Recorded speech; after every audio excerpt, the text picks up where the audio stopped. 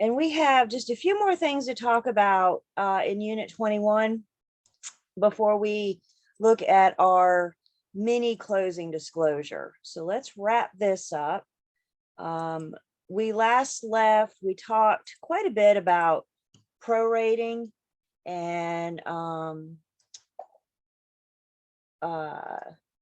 whether or not prorated items have already been paid or are prepaid. Remember, we're talking the settlement statement is kind of like the snapshot of today. So when we talk about, you know, things on the settlement statement, we're saying today being the day of closing. That's a good day. We talked about debits and credits, particularly things that are specific debits to the buyer and things that are specific credits to the buyer. We also talked about the seller's debits and credits. Now, the question I get is, if my exam is going to ask me how much does the buyer have to bring to closing, then why do we care about seller's debits and credits? And the answer to that is because they like to add that stuff as a distractor. They like to put that in the hope. So we need to talk about things that are typically debits to the seller. Remember CDE, commission, deed prep, and excise tax. We need to be on the lookout for that. So if they do come across on your exam, then you know not to include that. You know that's a distractor. So pages 561 and 562 kind of summed up things that are debits and credits to the buyer and the seller. Of course, we simplified them here on the PowerPoint. So if you missed this yesterday, then you got the recording, and of course you got my PowerPoints and Learn Test Pass as well. So the last little piece of math that we need to talk about before we jump into our mini closing disclosure, as I call it, is something called interim interest. Interim interest is between the buyer and their lender. This has to do with the buyer's loan, the borrower's loan. And this is one of these things that you guys y'all love to make this a whole lot more harder than what it really is. So stay with me and let's keep this simplified, okay? I'm on page 560. I don't know why we're not seeing my page numbers. I'm on page 560. So interim interest. Okay. So interim interest is between, as we said, the borrower and their lender. And all interim interest is the buyer getting caught up on the interest that they owe their lender. Let's talk about what I mean by this first bullet point, and then we'll talk about the second bullet point, one bullet point at a time. Let's pretend we are going to closing today.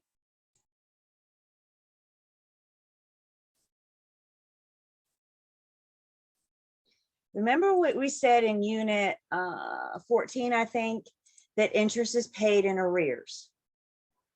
Where's your arrear? Let's all look together. Where's your arrear? Your arrear is behind you, isn't it? So when you made your mortgage, I got you guys doing all sorts of fun stuff at PSI. I got you looking at your butts. I got you counting on your fingers. I got another trick for you guys later today. So, you know, I don't care. Do whatever it takes, right?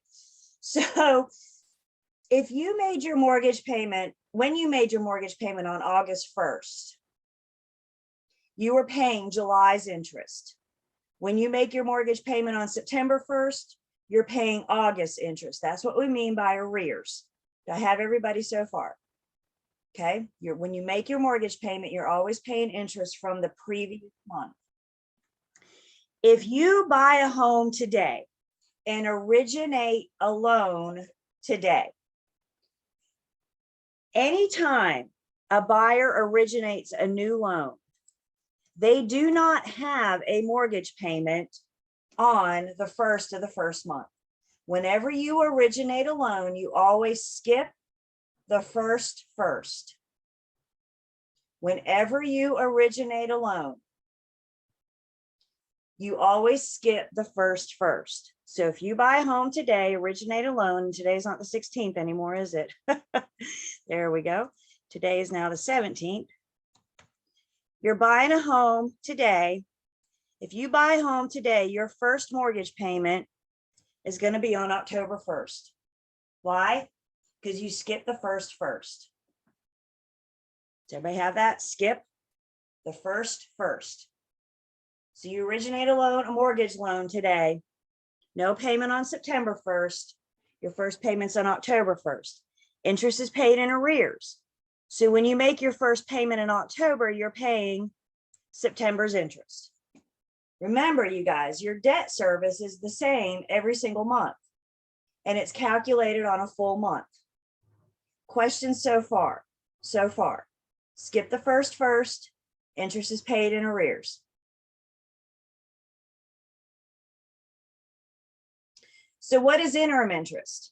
Let's put our lender hat back on just for 1 second. Put our lender hat back on. You originated as a lender. You originated a loan today, and you know you're going to get September's interest with that October payment.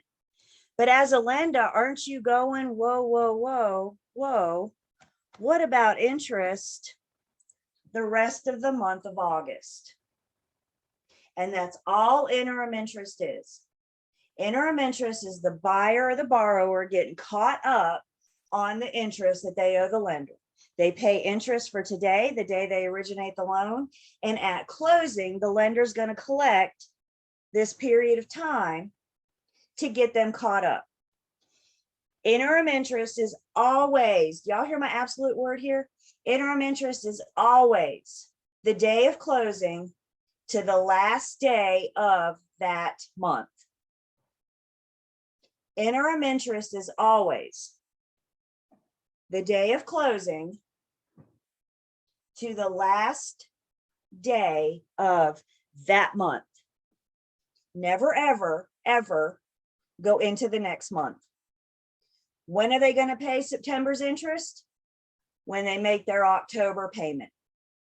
So again, with our lender hat on, I give you a loan today for $200,000. Do I want to start collecting interest today? Yeah, right? Your money makes me money. So interim interest. So now we got, how much does the buyer owe for interim interest? Well, we're going to count 17th, the 18th, the 19th, 20, 21, 22, 23, 24, 25, 26, 27, 28, 29, 30. There's 14 days left in August, counting the day of settlement because you originated the loan today. Questions so far?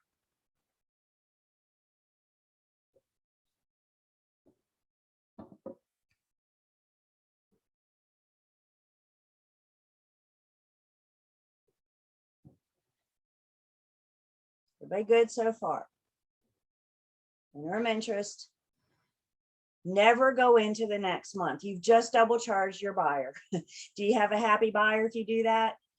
Probably not. They're probably already fussing about the interest they have to pay anyway, right? So don't make them pay any more than what they have to.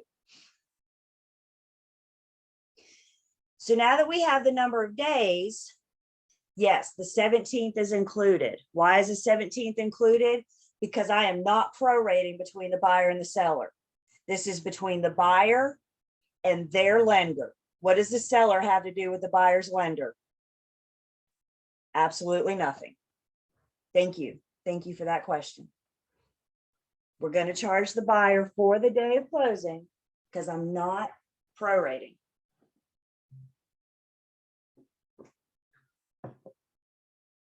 Let's rattle this off together. What are the things that we typically prorate between buyer and seller?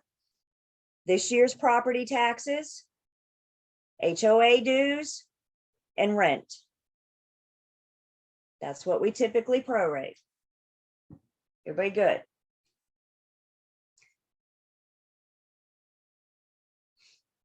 You guys remember back in Unit 14 and we amortized the loan and we did those 3 formulas or 3 steps. We first had to find the monthly interest, and then we found the monthly principal, and then we found next month's balance. You guys remember those steps?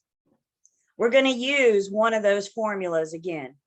This time, we're going to use the formula where we take the balance, or today on the day of settlement is the loan amount. right? This is how much the lender's bringing. So on the day of closing, on the day of settlement, the balance is the loan amount times the interest rate, and that gives us annual interest. You guys remember that from Unit 14? The balance times the interest rate gives us annual interest. I need to take that annual interest. In this case, I'm not breaking it down to monthly. I need to break it down to daily. And in pre-licensing world, how many days are in a year? 360. So you take your balance on the day of settlement, your balance is the loan amount. How much are you borrowing from the lender? Balance times the interest rate gives you annual interest. That's a formula we know. Balance times the interest rate gives annual interest. We're going to divide by 360 to get daily. And then we take that amount, in this case, times it by 14. And that will show up as a debit to the buyer.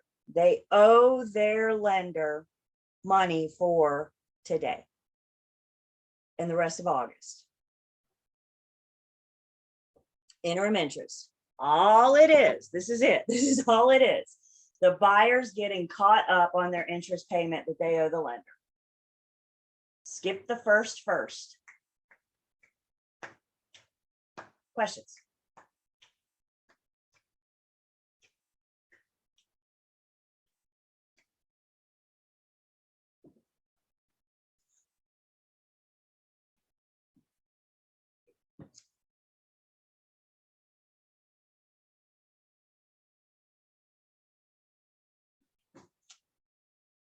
Okay.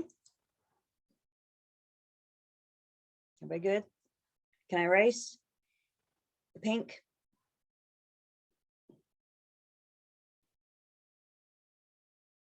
Okay.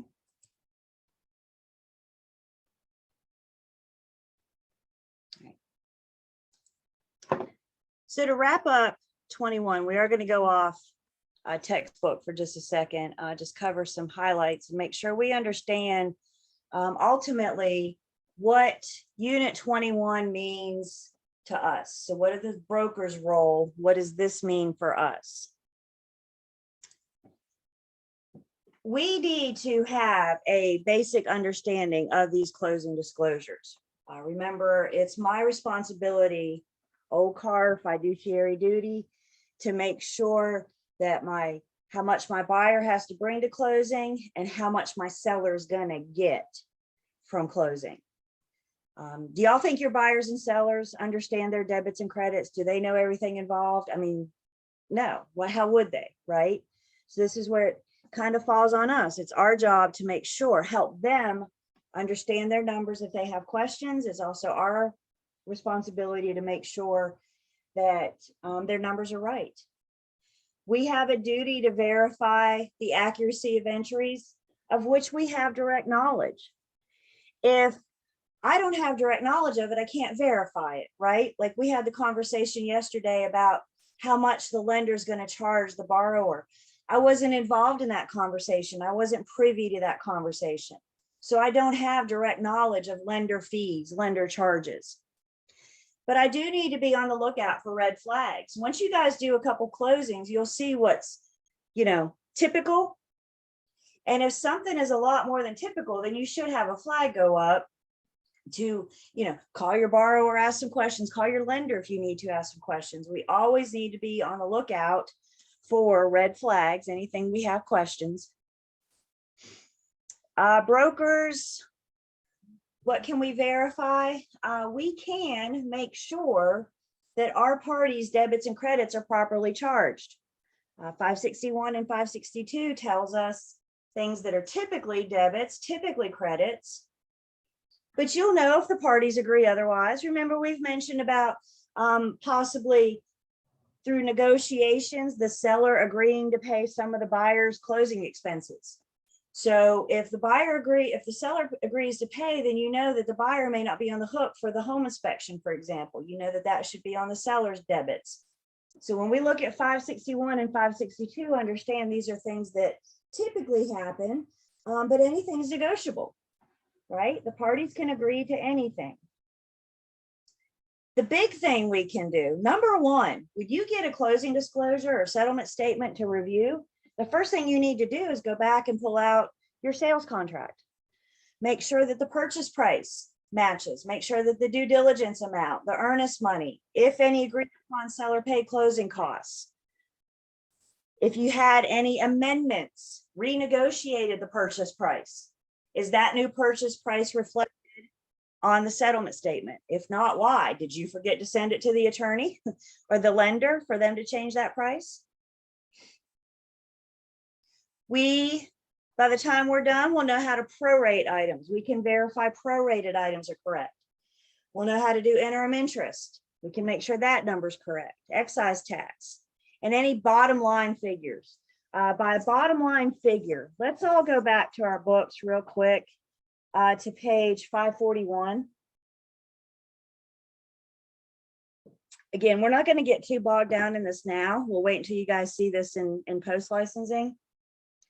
But you see the different columns. There's borrower paid at closing, borrower paid before closing, seller paid at closing, seller paid before closing. You guys see those different columns?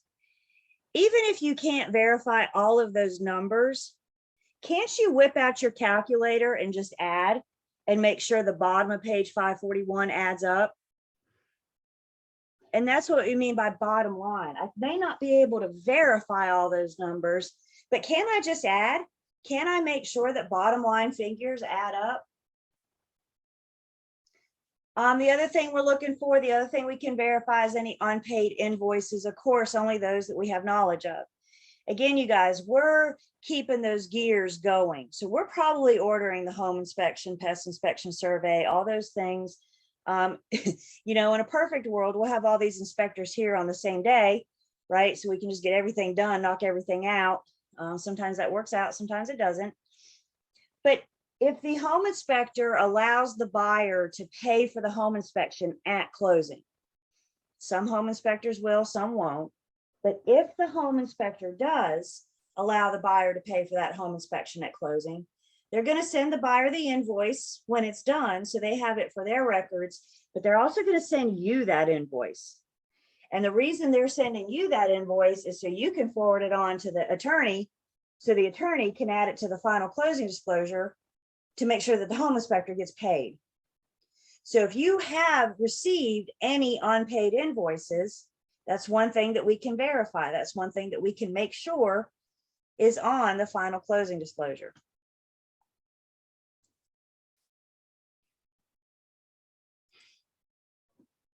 Failure to review the settlement statement and report any errors or issues could be a disciplinary action by the Real Estate Commission. Obviously, the first few of these you review, you'll want your BIC or a seasoned agent to make sure you're looking at it right. Again, you'll get more training and knowledge on this in post-licensing. I'm going to be really honest with you guys. When I took pre-licensing back in 2008, when I took pre-licensing, part of my exam was 541 and 542. There was a time in pre-licensing that they made us do a full-blown settlement statement. Now, it was 4 test questions. It wasn't just one, so I had a little bit more chance. And somewhere along the line, they took it off, and now we're just doing these mini closing disclosures. How much does the buyer have to bring to closing?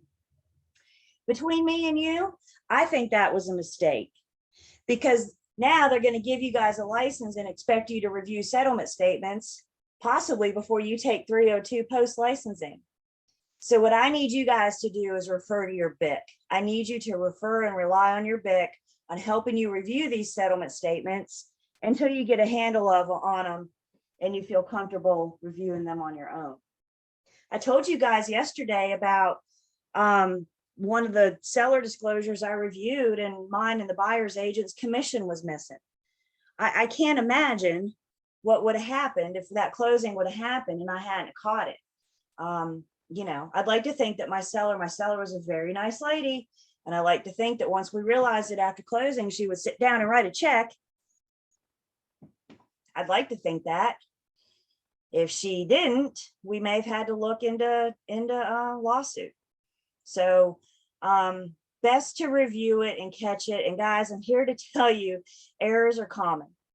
There's a lot of people that are involved in this. People are human, humans make mistakes. So the thinking with these closing disclosures, the more sets of eyes we have on it, the better chance for accuracy. Questions about our responsibility with these, our role?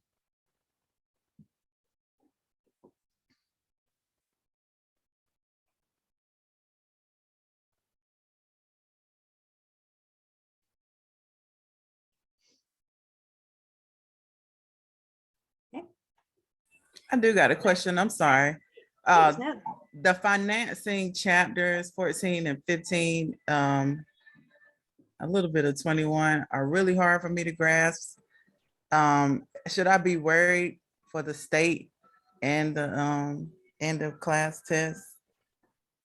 Or should I just spend more time studying those chapters?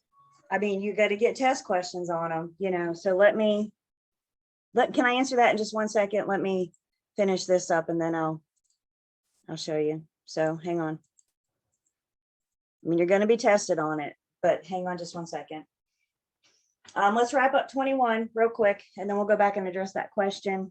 Key terms are at the beginning on page 517. Key point review 563 to 564. Student quiz. There are a couple mini CDs in the student quiz. You may even be asked somewhere in the quiz or Learn Test Pass to figure out how much the seller has to bring to closing. You're not going to be tested on that, but I don't think it's a bad exercise. It kind of gets you in the practice of playing around with those debits and credits and understanding what's a debit to the buyer, credit to the seller, credit to the buyer, debit to the seller.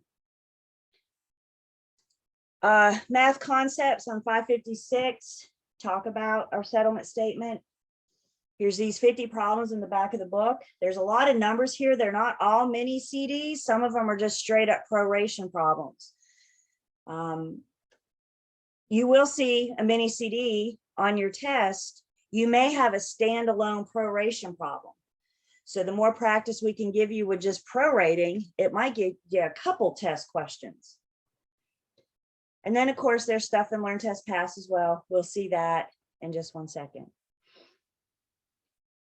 So these are the numbers 803 to 808. These are the numbers that relate to the math in Unit 21. Lots of good practice here for you.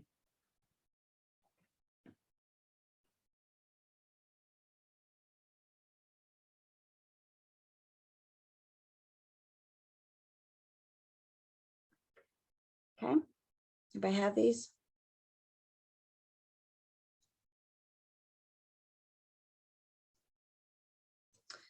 Remember, when we looked and Learn Test Pass, your Relink book, the Relink book is the, yay, I passed my end of class exam. Now what do I do with your application? And remember, in this booklet, it gives you a breakdown of how many questions you can expect to see per topic. And what I would tell you, financing, you can expect to see 12 questions on your PSI, on your state exam, just on financing. Remember, I don't know the exact number on mine, but I know the weight is about the same. So that's a good amount. So my suggestion to you guys, I get it. Financing is tough. A lot of students struggle with financing. I think part of the challenge is the math. How do we combat that? Practice, practice, practice. But I also think part of the challenge is it's a whole new vocabulary. You're trying to learn how to speak lender. So focus on those key terms. Focus on those key point reviews at the end of the unit. Maybe start small and work your way. You know what I'm saying? Kind of start with the bullet points and you work your way up. Do I think you should ignore the financing units? Absolutely not. That's 12 questions right there. Remember, you can use this to help you with your weight. How much energy should you spend studying?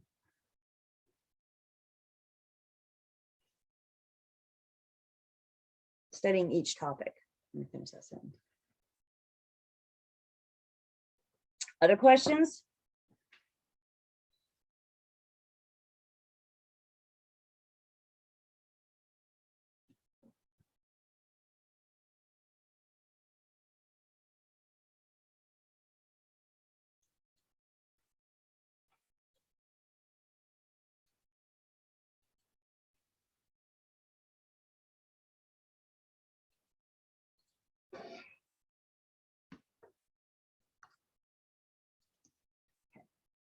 So what we're going to do now, we're going to go into Unit 21, Learn, Test, Pass, and we're going to look at mini CD number 1. Now we're going to do this together. Did you guys get a chance to look at it last night?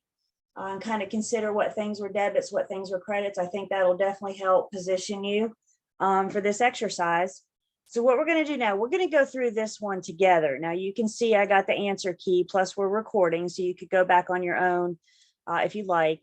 I have 1, 2, 3 other mini CDs in Learn, Test, Pass, plus there's some in your practice and the various quizzes. And don't forget about that math workbook that's in Learn, Test, Pass after Unit 21. So why don't you guys go ahead and get yourself a blank piece of paper. Find you a blank piece of paper in your notebook. And on that blank piece of paper, when we do these mini closing disclosures, I want you guys to take your blank piece of paper, draw a line down the middle of it, and on one side, write credits, and on the other side, write debits. So what we do when we do these, we go through this problem and we identify, in order of the problem, we identify things that are debits and credits, particularly to the buyer. I know I always preach about read the question, just read the question. And while we will read it, I am going to skip ahead because I think it's important with these that we focus on what is our focus? What is the question asking me? And bottom line, all this information to know how much does the buyer have to bring to closing. So right away, I'm identifying who do I care about? Who do I care about? I care about the buyer and I care about how much they have to bring to closing. Okay. Remember, they're going to put things in here about the seller. They're gonna. So we need to know things that are debits to the seller, credits to the seller, so we don't charge or give the buyer credit for that. When you guys do these, remember what we said, you guys, you're always going to save the math for last. And of all the math, you're going to do this one last. So this is last. The very last thing you do on your exam is going to be this, because this is the one that takes you the most time. This is the one that takes the most time. And I'd hate for you guys to run out of time on your test because you're trying to do this and you have other unanswered questions. So make sure before you start this, everything else is answered. When you do these, you're going to go in order of the problem. Never ever, I guess I erased never ever skip around. Every problem is different. Every transaction in real estate is different. So every problem is different, and to make sure you get everything, then you're going to go in order of the problem. So we're just going to go through this together. We're going to identify credits and debits. If it's a credit, we're going to put it on the right. If it's debit, we'll put it on the left.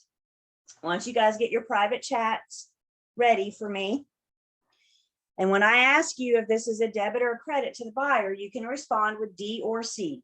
So I'm going to ask you, is this a debit or a credit? And you can respond in a private chat, D or C. I'll know what you mean. Everybody ready? So the buyers enter into a purchase contract with the seller to buy the seller's house for $210,750. What are we going to do with that purchase price? What are we going to do with that purchase price?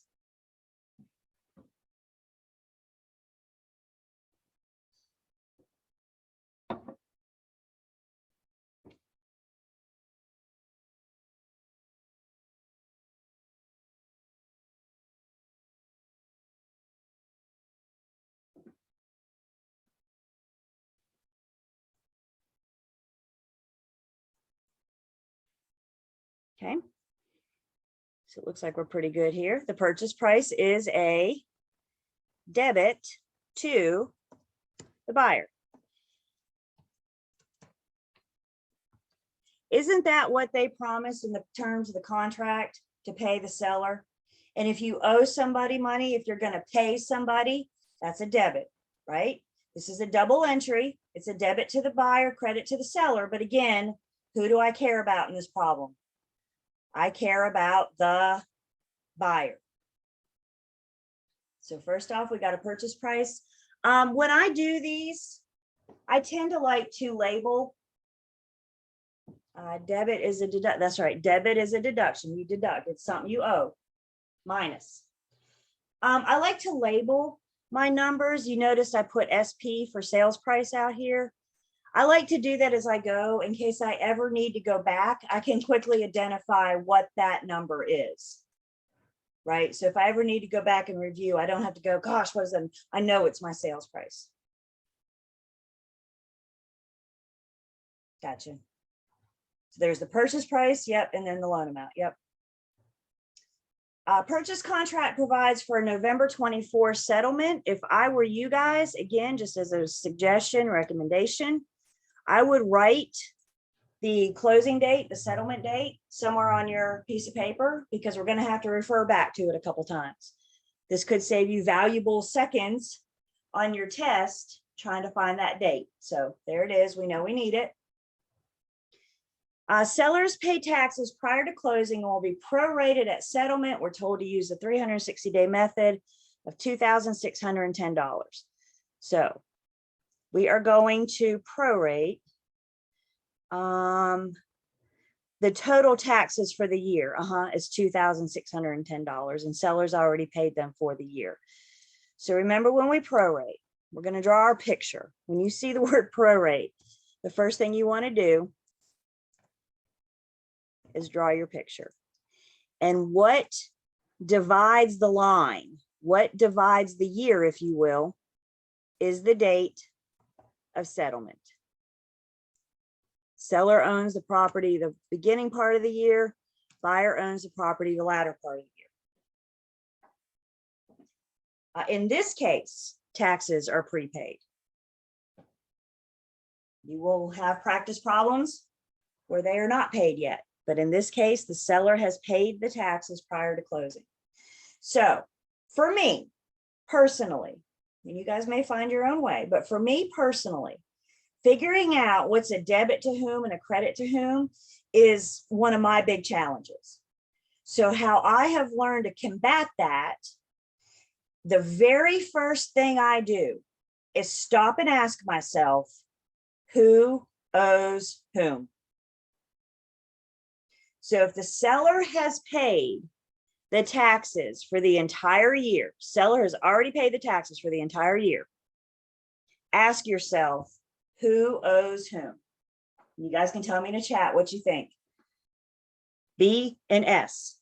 I know buyer and seller. If the seller has paid the taxes for the entire year, seller's prepaid, and we ask ourselves, who owes whom? The answer is that the buyer owes the seller for the period of time that they own the property. So if the buyer owes the seller, it's going to shake out as a debit to the buyer, credit to the seller.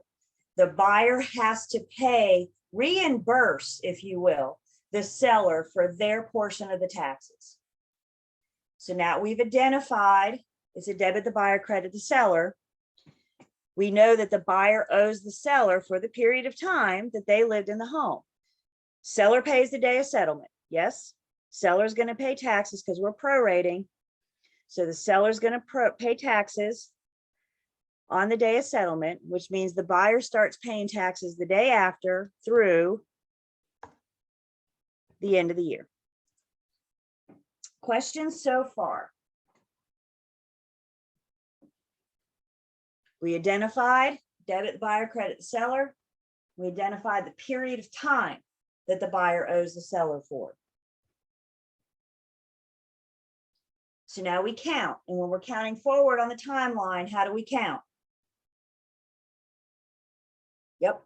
So we're going to count the 25th, the 26th, the 27th, the 28th, the 29th, and the 30th.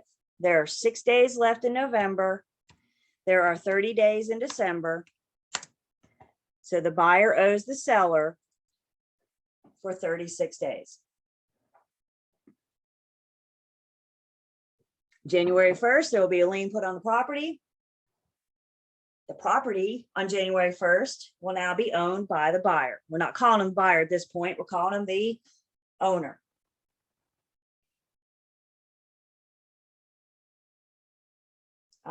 We will have to identify how much, and that's my very next step. Bear with me. Questions on how I got 36 days. Did y'all count it out? I'm telling you.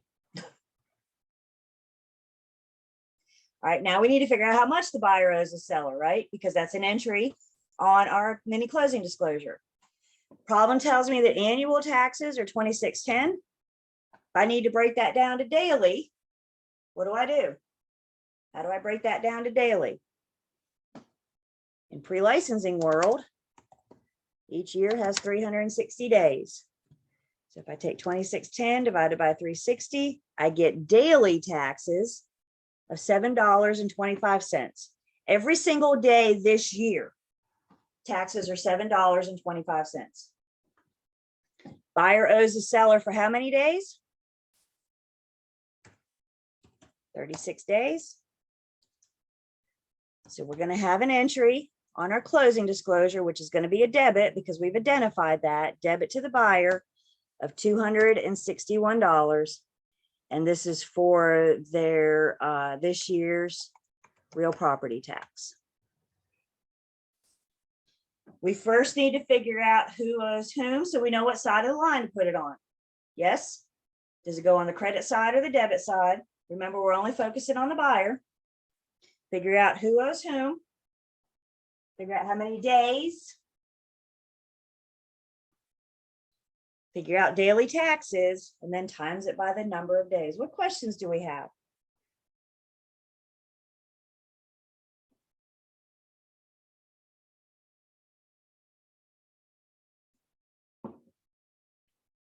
Again, you guys, I'm telling you, you're going to see one of these mini CDs on the end of class exam, probably on the state exam too. But you may have a standalone proration problem. And what I mean by that is, in addition to the mini CD, you may have a situation where you just need to figure out how much does one party owe the other. Debit the one party, credit the other, and for how much. So by practicing proration, and that's what a lot of those problems are in the back of the book, by practicing proration, it could get you a couple points, a couple questions on your test. Any questions on how we got the 261 debit the buyer? Absolutely. So we first found the number of days. I started with November 25th, 26, 27, 28, 29, and 30. So we got 6 days left in November.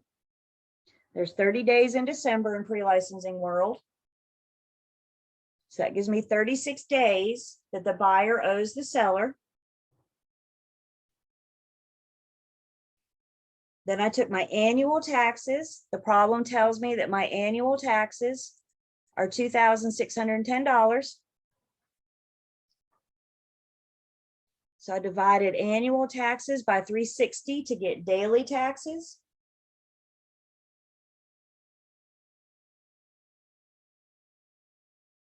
Daily taxes are $7.25 every day. Times 36 days gives us $261 that the buyer owes the seller. If I could just talk out loud for a second, go off the problem just for 1 second. Let's see what we see here. I just told you annual tax, or the problem, excuse me, tells you that annual taxes are $2,610. Buyer owes the seller $261. So the seller's responsibility for taxes this year was $2,349. Seller paid the whole bill, but they're responsible for $2,349. Do I have everybody so far? By looking at the timeline, can you just look at the timeline and see that the buyer's portion is less than the seller's? Can you see that in the timeline? The buyer owned the property for less than the year, yes? So if you look at your timeline, the buyer's responsibility is going to be less than the seller's. So when you have these practice problems, you may see answer choice A may be debit the buyer, credit the seller, 2349. Answer choice B might be credit the buyer, debit the seller, 2349. C might be debit the buyer, credit the seller, 261. And then D might be credit the buyer, debit the seller, 261. These are your 4 answer choices. So if you draw your timeline out and you just look at the picture, can't you rule out A and B pretty quickly? Because you know that's the seller's responsibility. So before you pick up a calculator, a lot of times when you prorate, if you just look at the picture, if you don't like that, then ask yourself who owes whom. And when you determine that the buyer owes the seller, can't you just rule those out? You guys see what I'm saying? With proration problems, before you ever touch a calculator, draw your timeline and get your visual.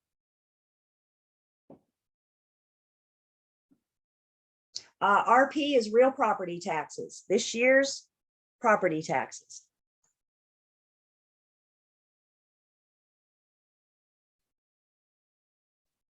Questions?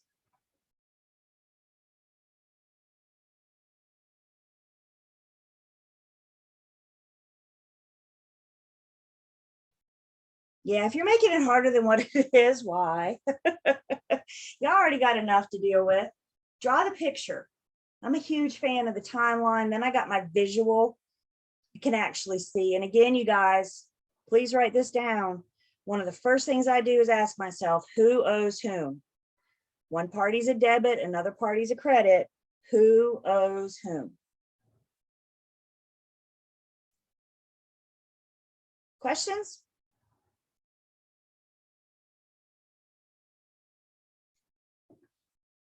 Can I erase the property tax math? I'll leave my credits and debits. Can I erase the property tax math? Speak up. Going once, going twice. All right.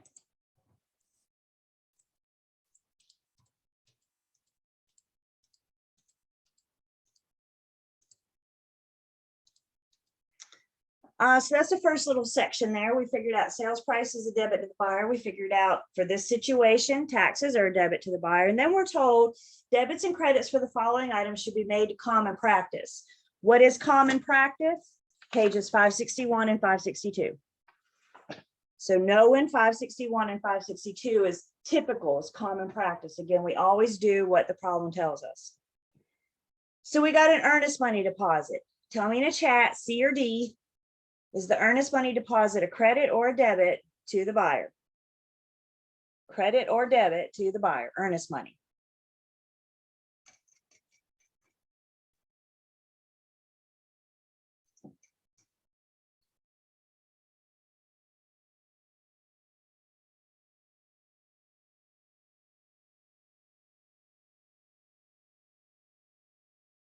Okay.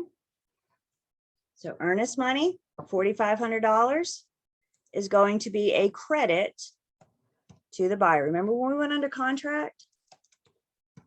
And we told the buyer, as soon as we go under contract, you're going to have to give me 2 checks, one for earnest money and one for due diligence. And when we get to closing, the earnest money will be credited back to you at closing. Isn't that what you told your buyer? It's going to be credited back. You pay this money now, it's a deposit. You've paid it once, you don't have to pay it again. So now that we're at closing, now that we're here today, our earnest money deposit will be a credit to the buyer, $4,500.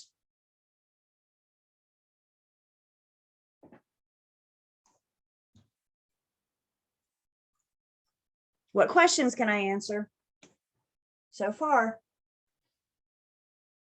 All we're doing is going through and we're taking the information of the problem and we're identifying if it's a credit or a debit. We got to figure out all the buyer's credits and all of their debits.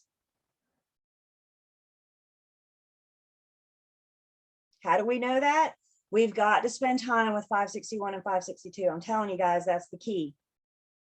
Once you know what's a debit or a credit, you're popping through these.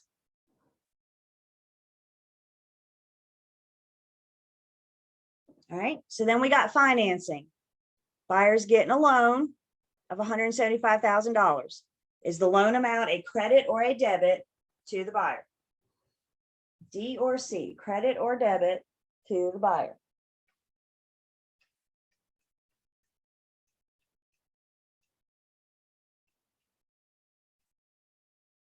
Credit or debit, loan amount. Remember, the settlement statement is a snapshot of today. In this case, today is November 24th, the day of settlement. So the day of settlement, the lender is bringing this money in on the buyer's behalf. And if it's money coming in on their behalf, it's going to be a credit. Can the buyer close without the lender bringing this $175,000? Can they close on the property? No. So in order for them to close, the loan amount today on the day of settlement is a credit to the buyer. Money's coming in on their behalf. Tomorrow and for the next 30 years, they're going to spend paying the lender back. The lender's giving them money. If money's coming in, it's a credit. Yes?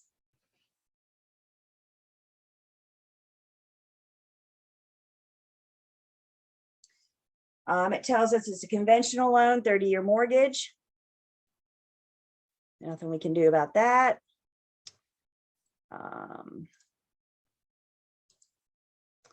Fixed interest rate of 7.5%, not this market. Hang on to that interest rate. We will come back to that in just a second. And then we're told that the lender is going to charge a 1% loan origination fee and 2 discount points to be paid by the borrower.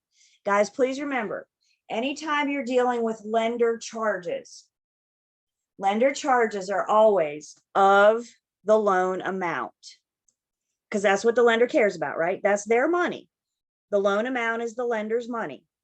So all of their charges, everything they do is of the loan amount. So we have a loan amount, we're told of $175,000.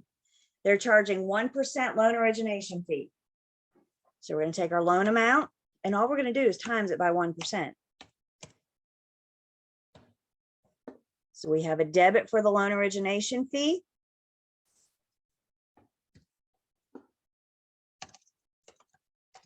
Loan origination fee.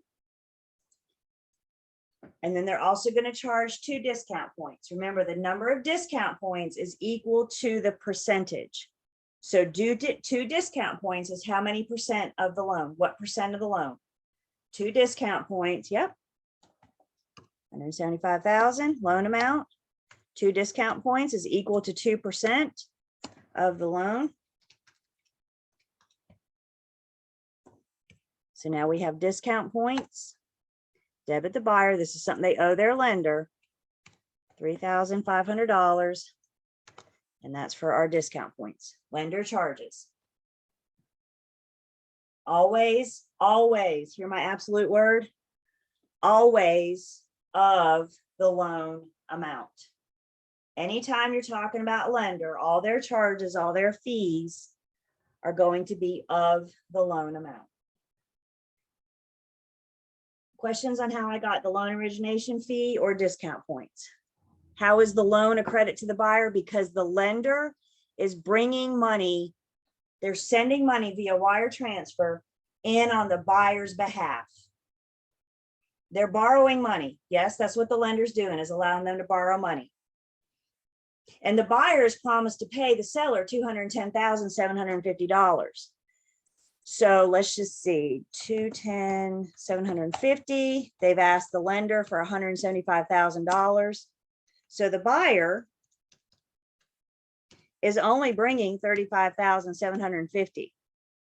That's all the buyer's bringing. Is the seller happy? Are they satisfied with receiving $35,000? No, the seller wants more money, don't they?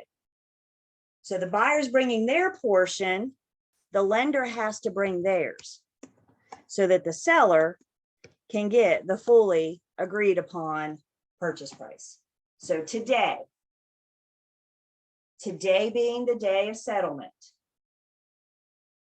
that money's coming in on the borrower's behalf. That's what the borrower's paying them back. That they're going to have to pay them back that 175. Would you let's say I promised to loan you money. I said, hey, I'm going to loan you $175,000, and you said great, but I never brought you that money. I never gave you that money. Are you going to start paying me back? Heck no. You're only going to pay me back if you've received it, right? So the lender brings it in, and then they pay them back over the next, in this case, 30 years.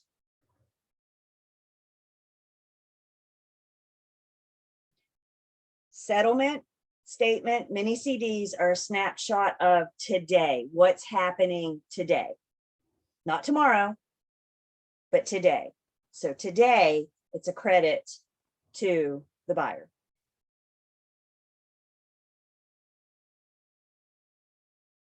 What other questions so far?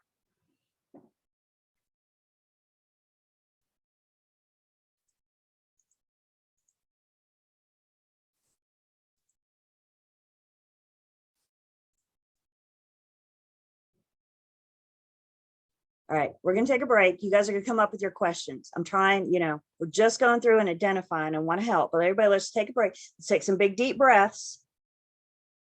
When we come back, we'll keep at it.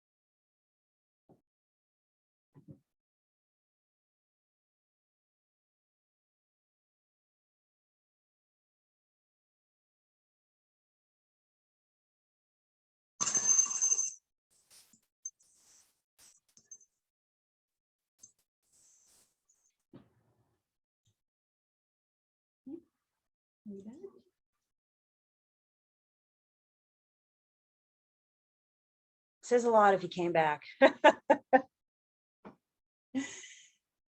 All right, cameras are on and I can see you.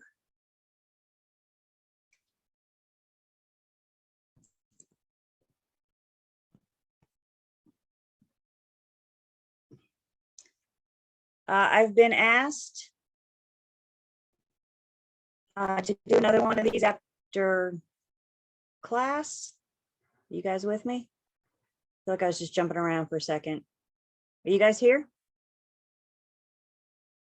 Okay. I've been asked after class to stay and do another one of these, and of course I will. So when we're done at 1, I will stay and do another one of these until you guys, but we do need to keep going. So is that good? We're working on this one together, and then we'll do another one after class. I'll keep recording if you can't stay. And then there's plenty more for you guys to do to practice.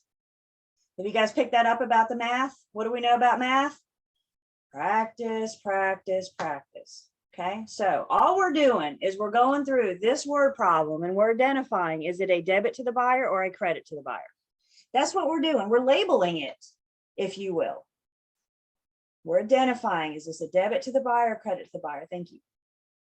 So we've figured out, we've gone sales price, we figured out taxes, loan origination fee, discount points or debits, earnest money deposit, loan amount is a credit. Now on the problem, we're here at interim interest. And this problem tells you that interim interest is paid through November 30th. They may not all tell you that, but we know interim interest is always the day of closing to the last day of that month. Interim interest is always the day of closing to the last day of that month. So why don't you guys tell me in a chat, if we're going to closing on November 24th, when is the buyer's first loan payment due? When will they make their first loan payment? If we're going to closing on November 24th, when will they make their first loan payment?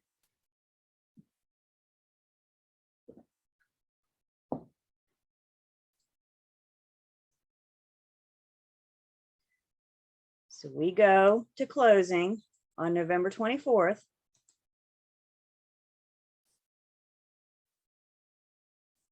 We're going to skip the first. First is December 1st. So their first loan payment, Happy New Year, is going to be on January 1st. Always skip the first. When you originate a new mortgage loan, you always skip the first. So when they originate this loan on the 24th, they don't have a payment in December. Their first payment will be January 1st.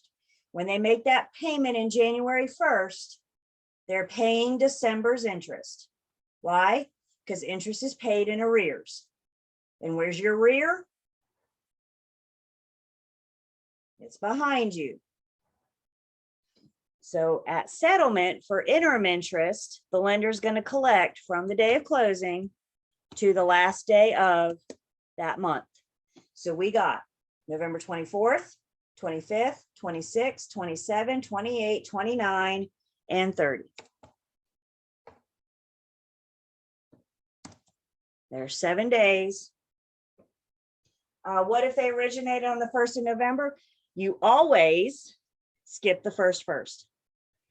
So if you originate on the 1st of November, you skip January or December 1st, your payment's still on January 1st. Always skip the first.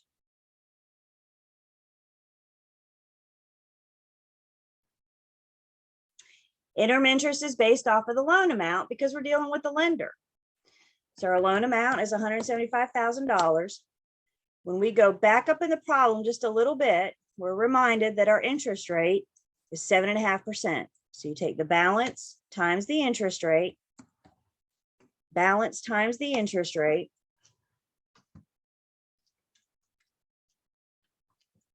And I get annual interest.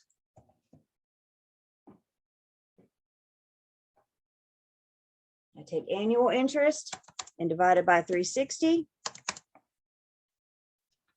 to get daily interest. And on my calculator, I get something that looks a little bit like this. 4, 5, 8, 3, 3, 3. Let's talk about rounding for a second. They will tell you, the syllabus will tell you that when you're rounding, if you round out throughout the problem, if you round out to 3 decimal places, if you go out 3 decimal places, so that would look like 4, 5, 8. And then for your final answer, you can round that up. Here's the deal with rounding, and I need everybody to listen to me. You cannot miss a problem because of rounding alone. So in other words, the answer choices aren't so close that if you said 45 cents and I said 46 cents, you're not going to get it wrong. The answer choices aren't that close that you can't miss by rounding. How can you get as close as you possibly can? Round out to the third and then get your answer.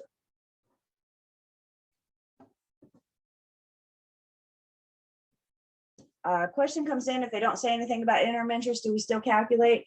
I lean on the side of do what the problem tells you. Do what the problem tells you. So I got $36.46 a day. We figured out 7 days. So 36.46 times 7 gives me $255.22. This is a charge that they owe their lender, so that's a debit, and that's for interim interest. I got to tell you guys another trick. 13,125. Take your calculator, divided by 360. Get that 36.4583333 number back on your calculator. Guys, the fewer times you touch your calculator, the less room for human error you have. You guys get big clunky fingers sometimes. I get big clunky fingers. So the fewer times you touch your calculator, the less room for human error you have. So if you're looking at the 36.458333, just go ahead and say times 7 and work with that number. Again, you may be a penny, you're going to be a penny off from me, but you can't have rounding alone. Questions come in. You don't add December with it? No, because you're going to pay December's interest when you make January 1st payment. Because interest is always paid how? In arrears. So when are you going to pay December's interest? When you make your first payment in January. Interim interest is always the day of closing to the last day of that month. Never, ever, ever go into the next month. It doesn't start with the 25th, no, because I'm not prorating between the buyer and the seller. So the buyer gets to pay their interest today. Interim interest is between the buyer and the lender. Nothing to do with the seller. We only consider the seller responsible for the day of closing when we're prorating. So yeah, if you're off by a penny, you're not going to get it wrong. Now, let me ask you guys this. Do you think one of the answer choices could be off by $36.46? Well, what was that? Do you think it could be off by a day, banking on you counting your days wrong? Yeah, but you're not going to miss by rounding alone. So for interim interest, we got about $255.22. Questions on interim interest? The day of closing to the last day of that month.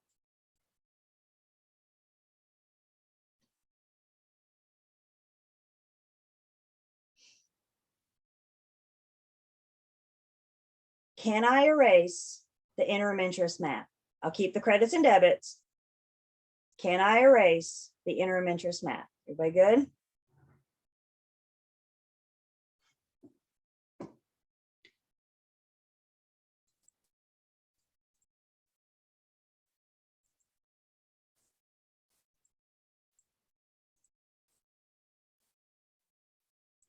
All right, keep working through the problem. Again, we're doing what the problem tells us. We did interim interest, then we got private mortgage insurance. Remember, we told this is a conventional loan. PMI is charged on conventional loans when the loan to value ratio is 80% or higher. So this particular lender, they're all different. They're going to charge PMI up front at closing. They're not going to divide it by 12 and tack it on to the monthly payments. They're going to charge PMI up front. It tells us due the first year due at closing, and it's 0.4% of the loan amount. What's the word of mean in a math problem? What's the word of mean? Multiply. So we take the loan amount times 0.40%. Don't forget that point, very important. Times 0.40%. And we get a PMI charge. Anything that's due or owed or charged is going to be a debit. And this is PMI.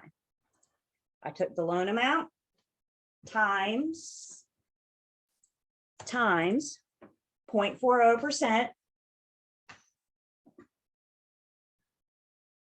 We got $700 PMI, debit the buyer. They owe their lender.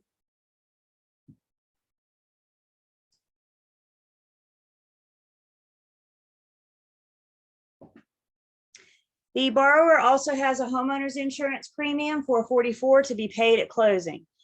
Insurance is always paid ahead.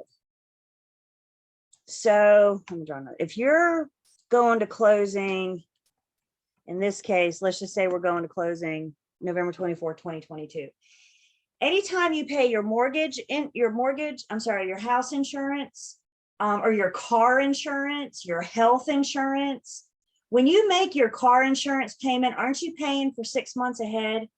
When you make your health insurance, you're paying for that month. Same thing with the home insurance. So when you go to closing today, you're going to pay starting today to have the home insured.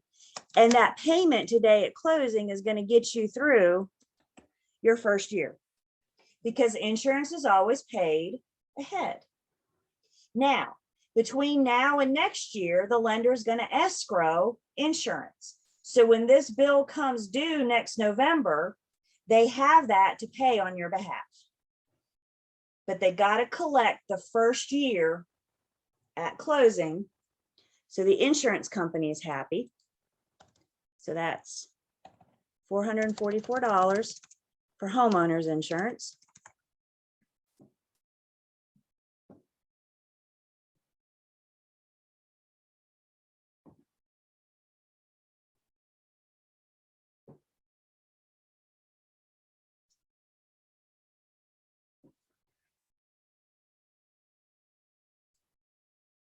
Okay. Can I erase? No? Tell me in a chat, D or C, is the due diligence fee a credit or debit to the buyer? Due diligence for $250. Is that a debit or a credit?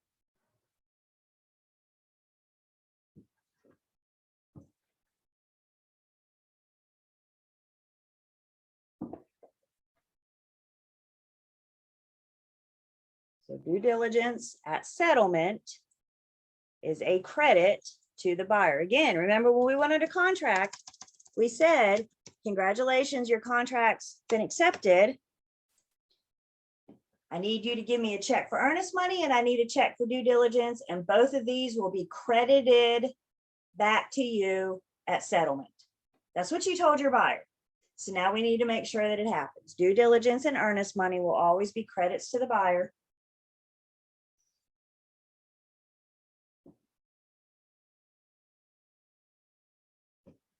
Attorney's fee, debit or credit to the buyer. Attorney's fee, debit or credit, D or C. Attorney's fee.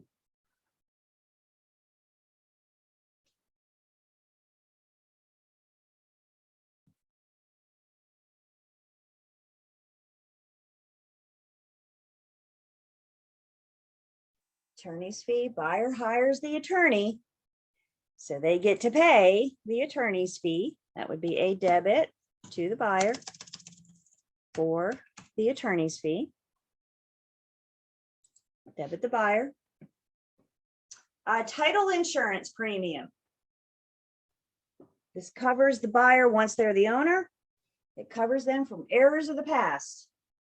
Is title insurance a debit or a credit to the buyer? Debit or credit to the buyer?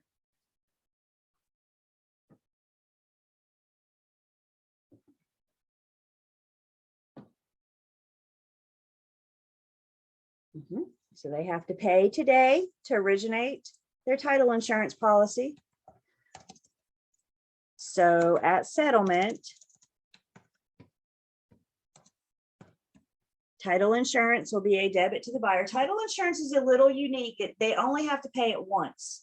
Remember in Unit 5, we said once they pay this at settlement, it covers the buyer or the owner for as long as they own the property. Today they're the buyer, tomorrow they're the owner. So this is the only insurance that you only have to pay once, unfortunately. So title insurance, $475. Deed preparation fee. Deed preparation fee for the buyer. Deed preparation fee. We're paying to have the deed prepared.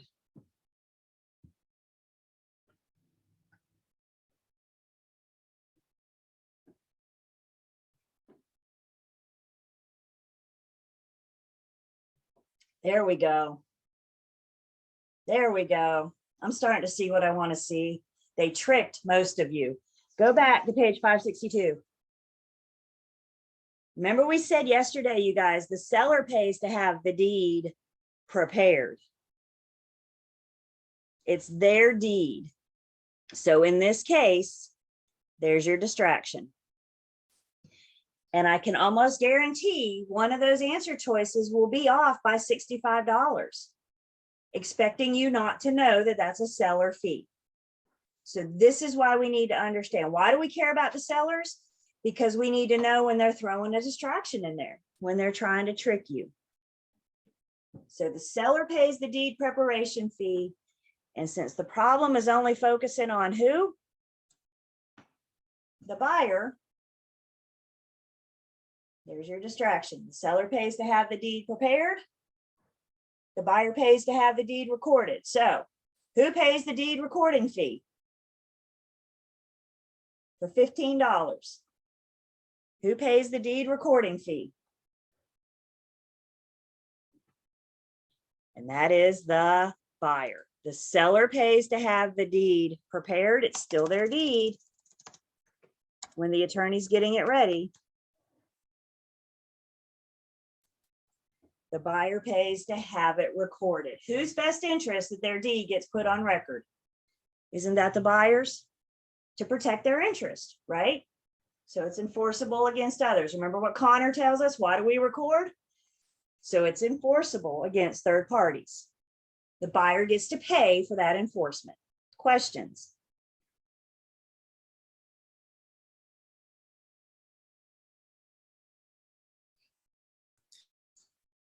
My only question is, why isn't, I know it's a seller fee, the $65 for the deed prep. Why isn't it a credit then? I guess because it doesn't apply to the buyer at all. Because it doesn't apply to the buyer. This is a fee that the seller owes the attorney to prepare the deed.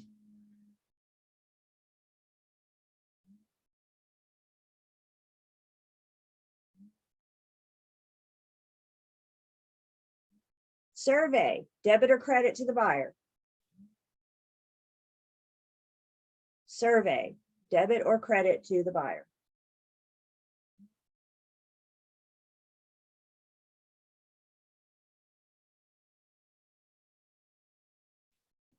Survey, looks like we're pretty good on that one. Something they owe. Remember, anything related to the buyer's due diligence. The only things, if they had appraisal or credit report fee, those are paid outside of closing. So we wouldn't include these because they're already paid. So when we're looking at today being the day of settlement, if they're already paid, appraisal and credit report fee, we would not include those if they were on here. Courier fee, there's usually some kind of, I call this like nickel and diming, right? There's some kind of courier fee or wire transfer fee or some other fee that they like to tack on. So usually both parties have this extra fee. In this case, we have a $25 courier fee to the buyer. And then the last piece of this is loan escrows. So with loan escrows, remember we've talked about how the lender, there we go, will have an escrow account for the borrower. And the borrower is paying a 1/12 of taxes and a 1/12 of homeowner's insurance each month, right? That's part of your monthly payment, PITI, principal and interest, taxes and insurance. On the day of settlement, the lender has to originate the borrower's loan escrow, and they're also going to collect a little extra to keep in that escrow account as a cushion. Is there a really good chance that taxes could increase next year? Is there a really good chance that insurance could increase next year? Yeah, those fees like to go up, don't they? So by collecting some money up front at settlement, the lenders created some cushion in the escrow for when those fees go up, they have that there. If or when you sell the property or pay off your loan, if there's any money in escrow, you will get that back. If there's any money in escrow when you pay off the loan or sell the property, they're not taking the money, they're just using it to start and fund your escrow account. We paid my little condo off last year, end of last year. That's what I did for New Year's Eve. I went and paid off my condo. That was fun. And, you know, we did a wire transfer down to the bank. And probably a week and a half later, I got a check from my mortgage company for like $300. And I was like, whoa, I just paid you and you're sending me money for $300. Well, upon further, when I actually read the letter, that $300 was money that I had in escrow. They were giving me my money back because they no longer had a need for it. So at settlement, we're going to collect money. And then when we're done with the loan, if there's anything left, it'll come back to the borrower. So this problem tells me at settlement, the lender is going to collect 4 months of taxes and 2 months of homeowner's insurance. Please understand, this is in addition to prorating taxes and the first year homeowner's insurance. Again, we're trying to collect a cushion. The lender wants some reassurance that when these bills go up, they have money to still pay on your behalf. So if we go back in the problem just a little bit, we're reminded my annual taxes were $2,610. So if I start with annual taxes of $2,610, how do I break that down to monthly? I'm going to divide by 12. So 2610 divided by 12 gives me monthly taxes of $217.50. The problem says they want to collect how many months? They want to collect 4. So monthly times 4 gives me $870. We'll put this on our credits and debits in just a second. And then the other thing they want is homeowner's insurance. So again, if I go back up a little bit in the problem, I'm reminded that my annual homeowner's insurance is $444. I need to take annual and break it down to monthly. So we get $37 a month. They want to collect how many months? They want to collect 2. 37 times 2 gives me $74. So back to my debits. This is money that they owe. We have $870 for escrow taxes. And we have $74 for escrow insurance.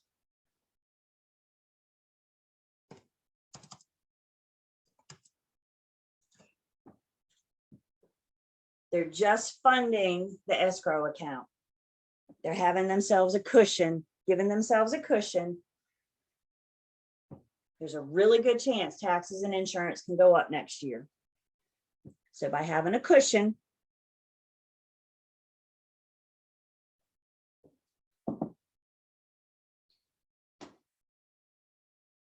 again, all we did, all we did was take this problem and we went through and identified, is this a debit to the buyer or a credit to the buyer? I don't care about the seller.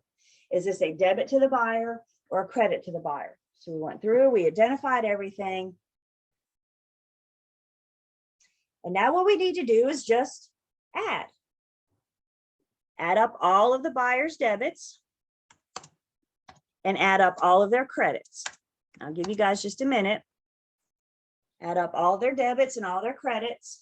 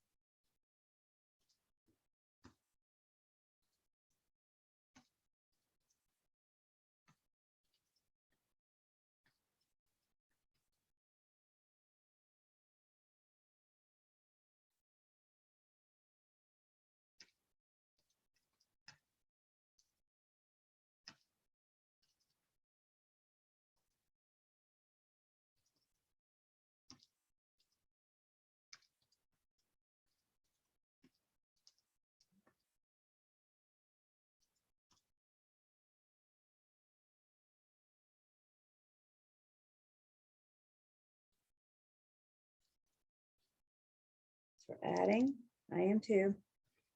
I usually go back and re-add the debits because there's just so many numbers over there.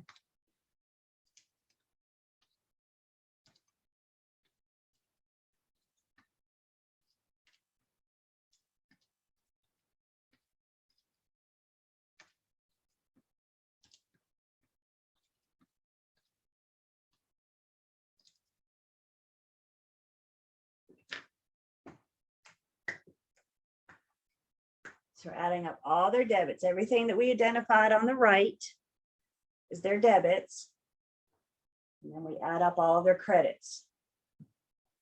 Everything that we identified on the left as their credits.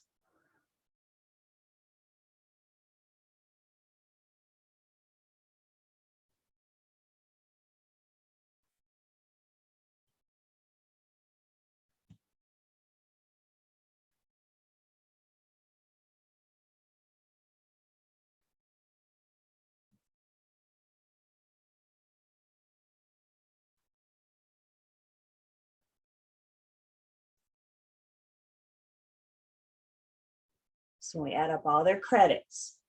I got credits. I got the earnest money deposit and the due diligence, because that's what we told our buyer when we went under contract. You pay these now and they will be credited back to you at closing. And then we have the loan amount because the lender is sending this money on the buyer's behalf today so they can close, so they can purchase the property. So when we add up all their credits, I'm getting $179,750.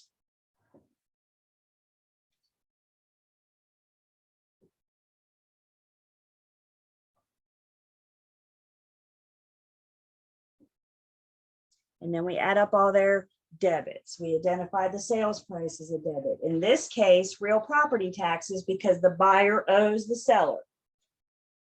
So we're going to debit the buyer $261 for this year's taxes. We've got our loan origination fee, discount point, interim interest, private mortgage insurance, the first year's homeowner's insurance, attorney fee, title insurance, deed recording fee, survey, courier fee, and our escrows. And when we add up all of the buyer's debits, we get $219,869.22.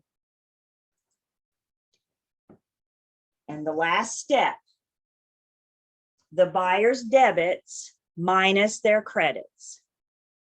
Debits minus credits tells us how much the buyer has to bring to closing. So you got your debits minus your credits. How much does your buyer have to bring to closing? $40,119.22.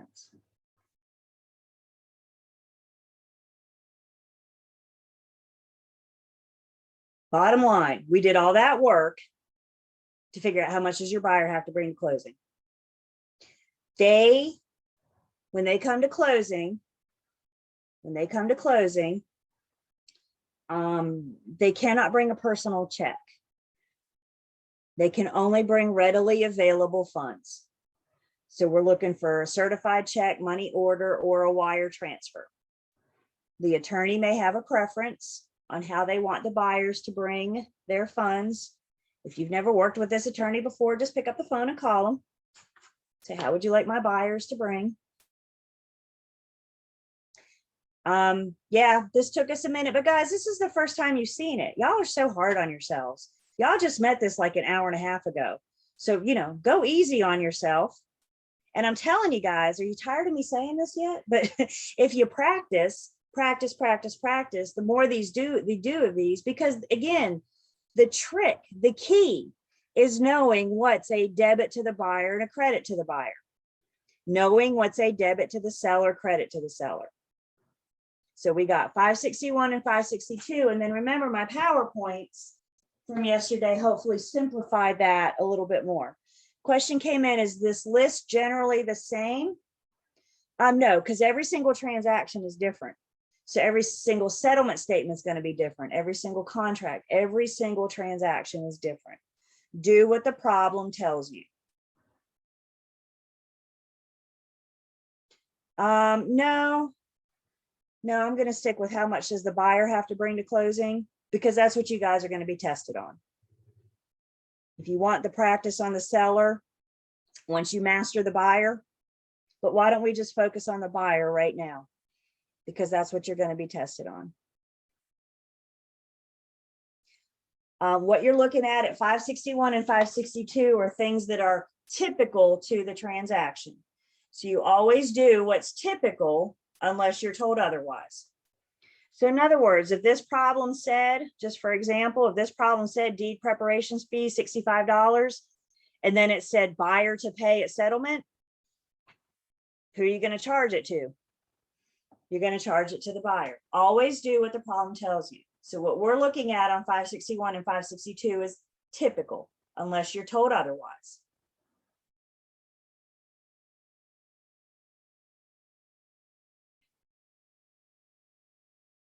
As I said, after the break, I'll stay around. We'll do the second one of these after class today, and I'll keep recording. So if you can't stay, you can always watch the recording.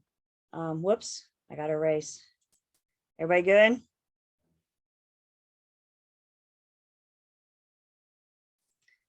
So after class, we'll stay and we'll do this second mini CD. For practice, I got number 4, I got number 5, plus we got other ones in the math workbook, in your textbook, and in Learn Test Pass. If a buyer asks how much they should plan to bring when they start looking for a home, what should we say? Guys, remember, within 3 days of loan application, the buyer's getting what? Their loan estimate. So understand it's just an estimate, but that gives them an idea, right? All we are doing is verifying the closing disclosure. I'm not preparing the closing disclosure. Let's make sure we're good on that. Somebody else is preparing it, but I need to verify it. In order for me to verify it, I need to understand debits and credits. I need to understand that things are properly being charged or credited, debited or credited to my buyer or seller, whomever I represent.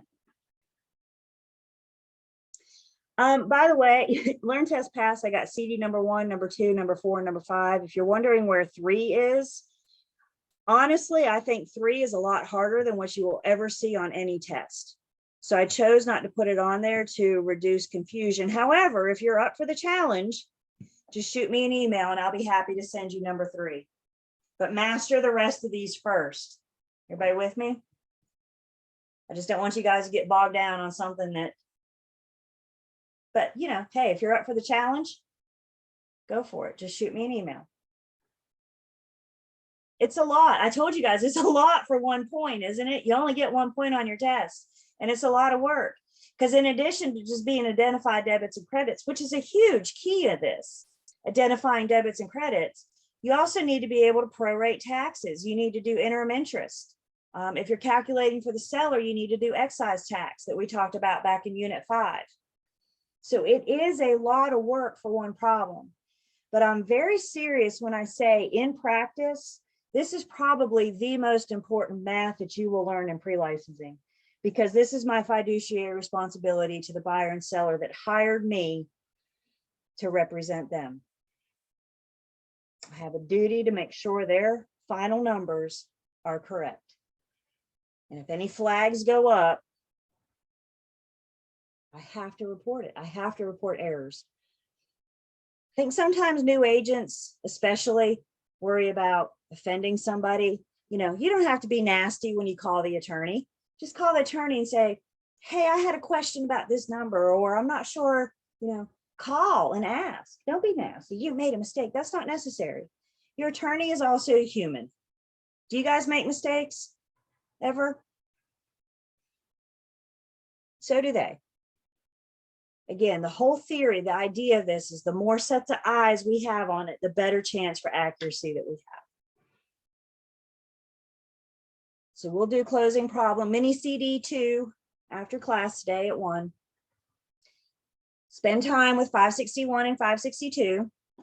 Or again, on the PowerPoints, what I tried to do, because previous students have said that 561 and 562 can be confusing. So what I tried to do was simplify it and tell you these are things from 561 and 562. These are things that I pulled out for the seller's debits and credits. Here's your buyer's debits. Here's your paid outside of closing, and then your buyer's credits.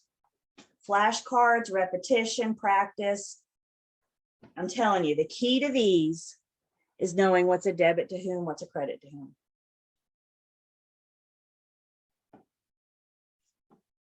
Thank you to the person that said you think this was fun. You are my people.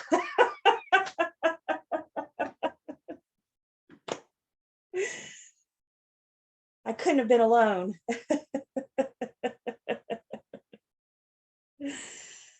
All right, guys. We good-ish? The more you do this, the better it's going to get. You'll do another one with me today at 1 o'clock after class. If you can't, like I said, I'll keep recording. So if you can't hang around, just make a note to watch the recording. All right, everybody, let's take a breath. Come on, big deep breath together. Shake that off. All right, y'all want to Kahoot? Let's Kahoot. Get your phones out. This is our financing Kahoot. This is units 14, 15, and 21. So you are either getting the QR code that's loading, QR code, or you're going to the website of the app and putting in the game pin. QR code is a lot faster.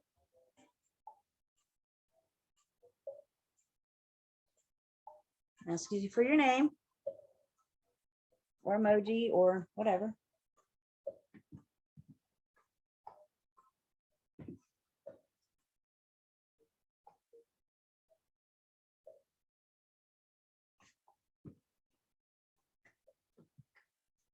Financing Kahoot, 14, 15, and 21.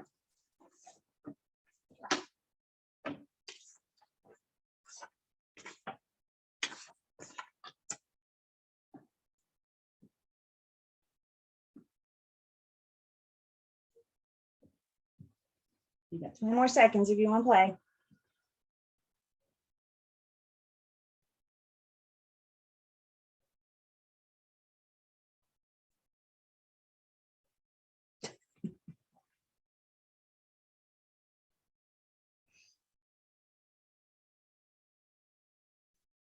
Do we have somebody named?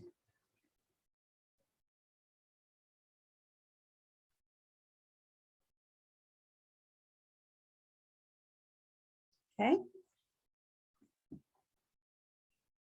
How am I missing that? Is there actually somebody on here that called themselves Brain Ache? Am I missing this?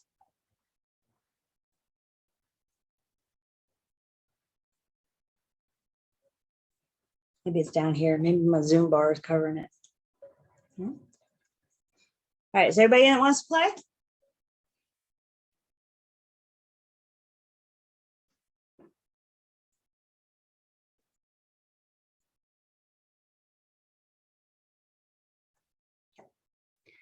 Let's Kahoot. Let's see. 14, 15, and 21. Question number 1. A mortgage loan can have its lien priority lowered through the use of a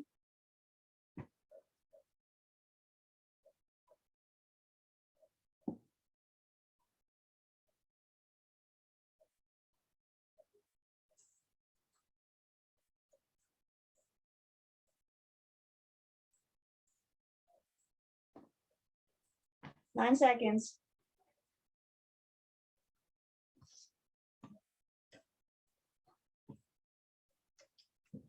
Mortgage loan has its lien priority lowered through the use of a subordination agreement. If you subordinate, you place yourself in a lower ranking.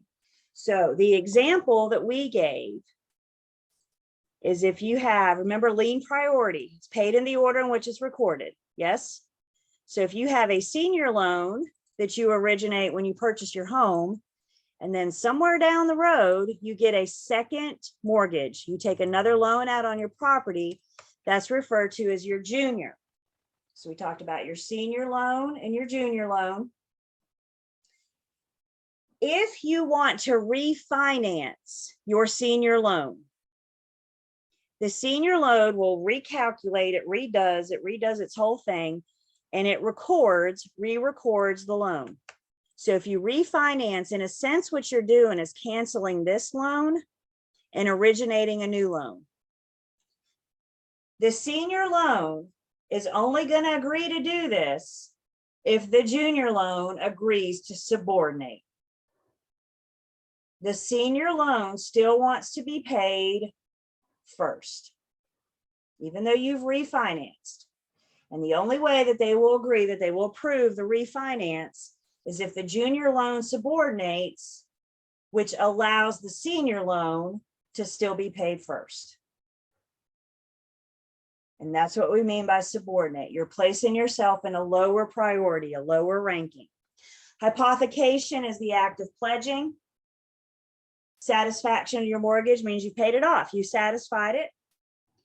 And then the acceleration clause accelerates the due date. Failure to make your monthly payment for several months in a row could trigger the acceleration clause. Questions on this one?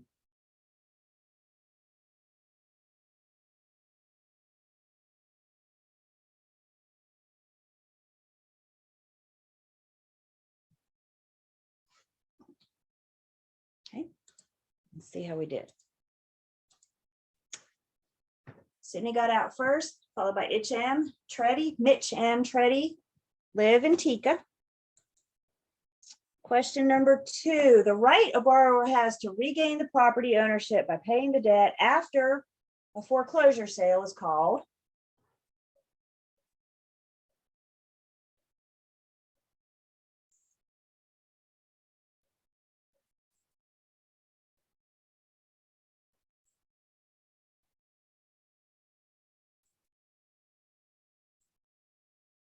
Ten seconds.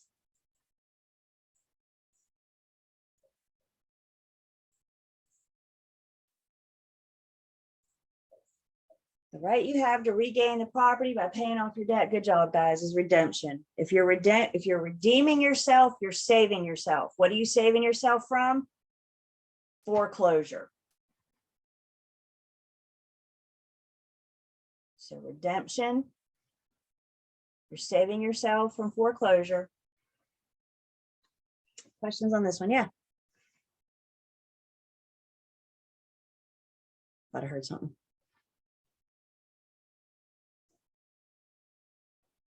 Okay.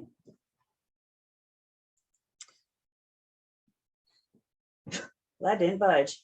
Sydney and Mitch M, Treddy, Liv, and Tika still staying on top. Question number 3. The main purpose of a mortgage is to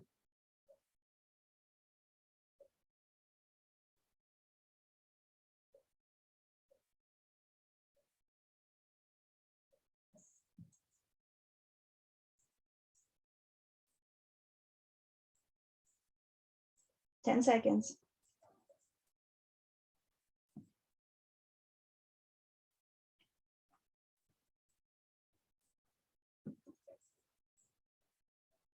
The main purpose is to provide security for the loan. Remember, the mortgagor is the borrower. They're offering the mortgage to the mortgagee. Mortgagee is the lender. And what they're offering is security. The mortgage is what the lender has in the event of your default. One thing that that mortgage does, it does get filed and create a lien on the property. Yes, but its main purpose is not to create a lien. Why do we put a lien on the property? To protect the lender's interest, because that's what a mortgage does. It provides security for the lender. Questions on this one?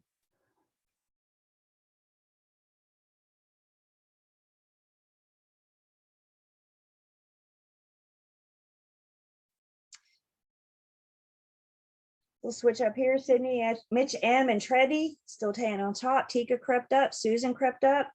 Allie's our highest climber this round, up 15 places. Question number 4, Fannie Mae.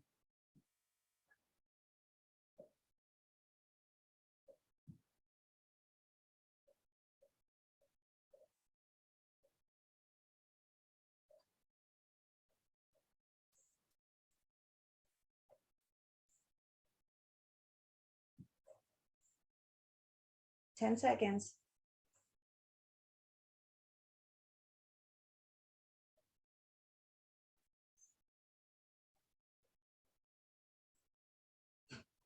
What's Fannie do? Good job, you guys. Fannie's a player of the secondary mortgage. What does the secondary mortgage market do?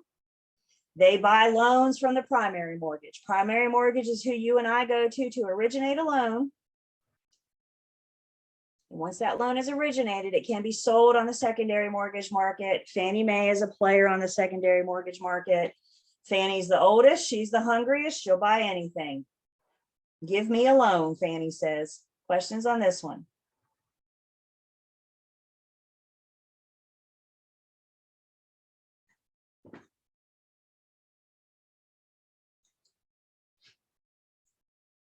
Sydney's the one to beat again. Trendy's on top. Tika's on fire this round. That's fun. Mitch M's back up. Sutton crept up.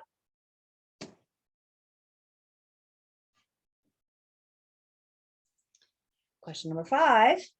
A mortgage loan that is secured by both real and personal property. Real property and personal property. It's called.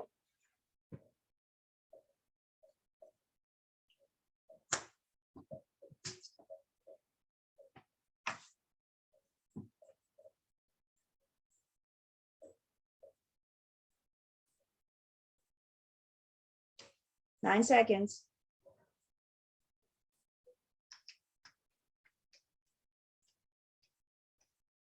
Mortgage loan secured by both real and personal properties are package mortgage. You're combining real and personal property. The blanket mortgage is a mortgage when you're purchasing more than one parcel of land. So maybe you're a developer and you're buying these 6 lots so you can create a subdivision. You would use a blanket mortgage because you're buying more than one parcel. So package combines. I always think of a condo at the beach. It's not uncommon to buy a furnished condo at the beach. Did you just picture a lot of wicker when I said that? I always picture a lot of wicker. So you're buying the furniture in addition to the property itself, and you could use a package mortgage. A bridge loan and a wraparound loan's the same. I'm not totally sure about a bridge loan, or I'm sorry, a wraparound loan. But what I do know about a bridge loan is it's meant to fill the gap, a short-term loan, maybe even just a couple weeks from one loan ending to another loan originating. One loan is ending, a new one's originating 4 days from now, and we need a short bridge loan. Good job. Nobody said purchase money mortgage. Purchase money mortgage is seller financing. Purchase money mortgage is seller financing. Questions on this one?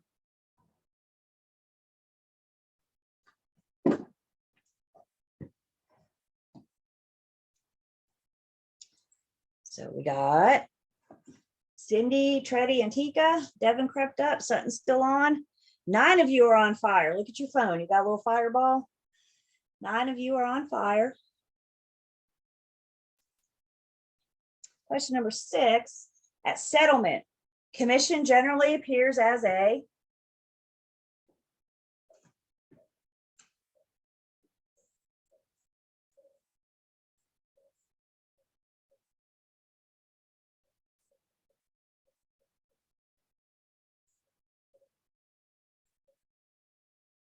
ten seconds.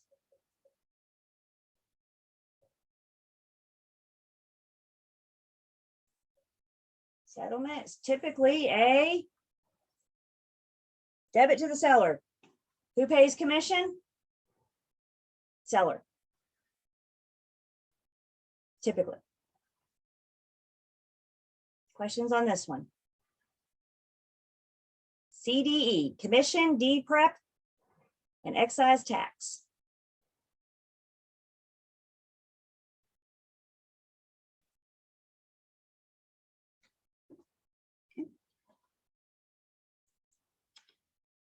Uh-oh.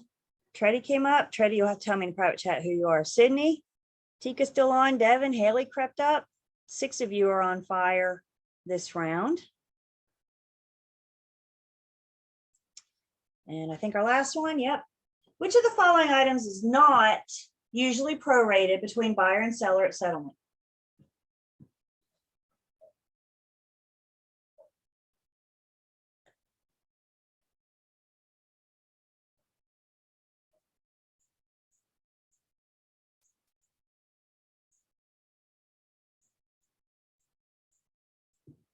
Ah. 8 seconds.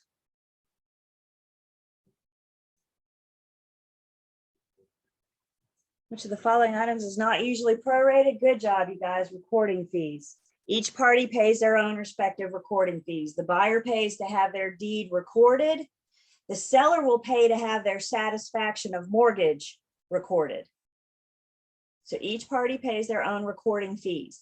The things that we typically prorate at settlement are this year's taxes, HOA dues, if applicable, and rent, if there's a tenant in place. So what do we prorate between buyer and seller? Current taxes, HOA dues, and rent. Overall, not a terrible Kahoot. Some of you concerned about financing units. A big part of it is just knowing the vocabulary. You got to, it's about speaking lender. So spend time with those terms in that key point review. All right. 3rd place, we got Tika. Good job. 2nd place is Sydney. Uh-oh, Sydney, I think you got beat. 1st place is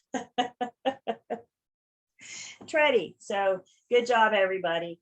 Runners up, I got Devin and Haley. Again, you guys, this was a good financing Kahoot. You guys are not alone. All students struggle through financing. When you signed up for this class, did you think you were going to put on a mortgage lender's hat? So you probably didn't come in with this mentality.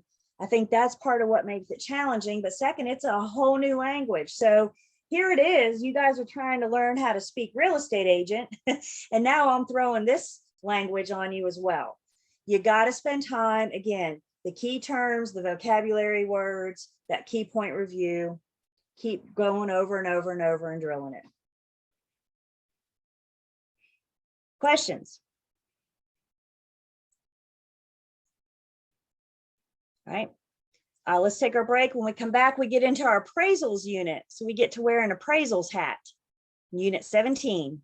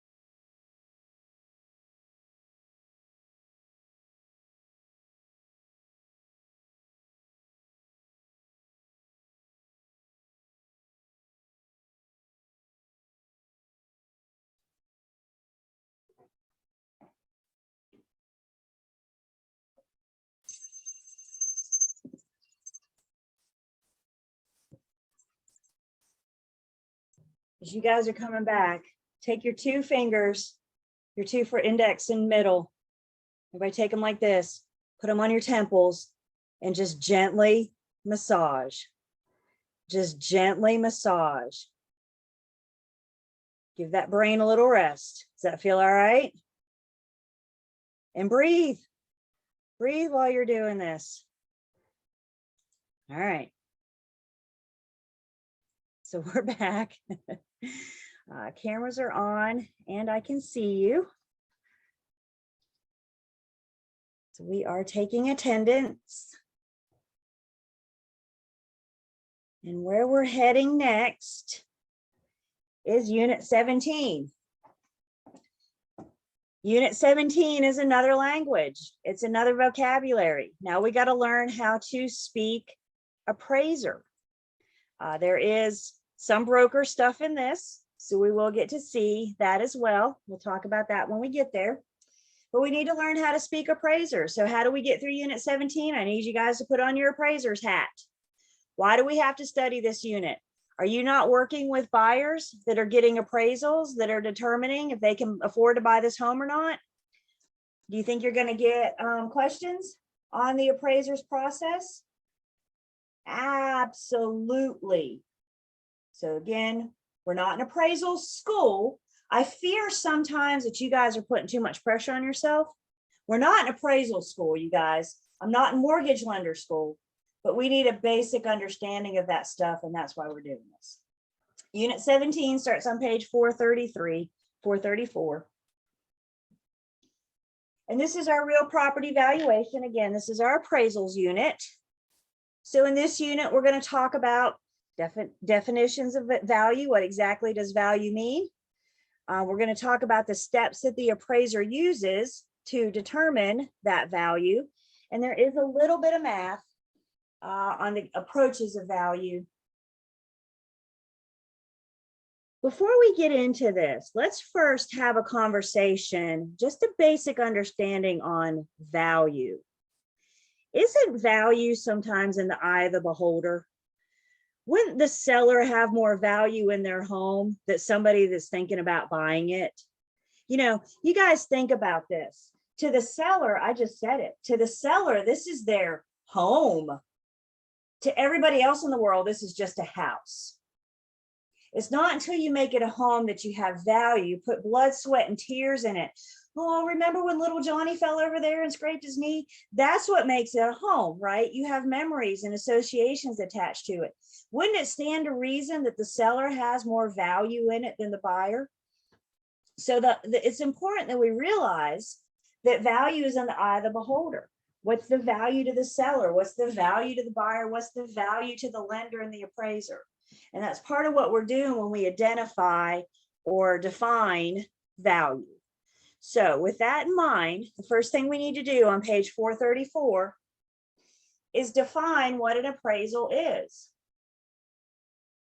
An appraisal is just an estimate or opinion of value completed by a licensed appraiser of a specific property as of a specific date. So let's break this very basic definition down. An appraisal is an estimate or opinion.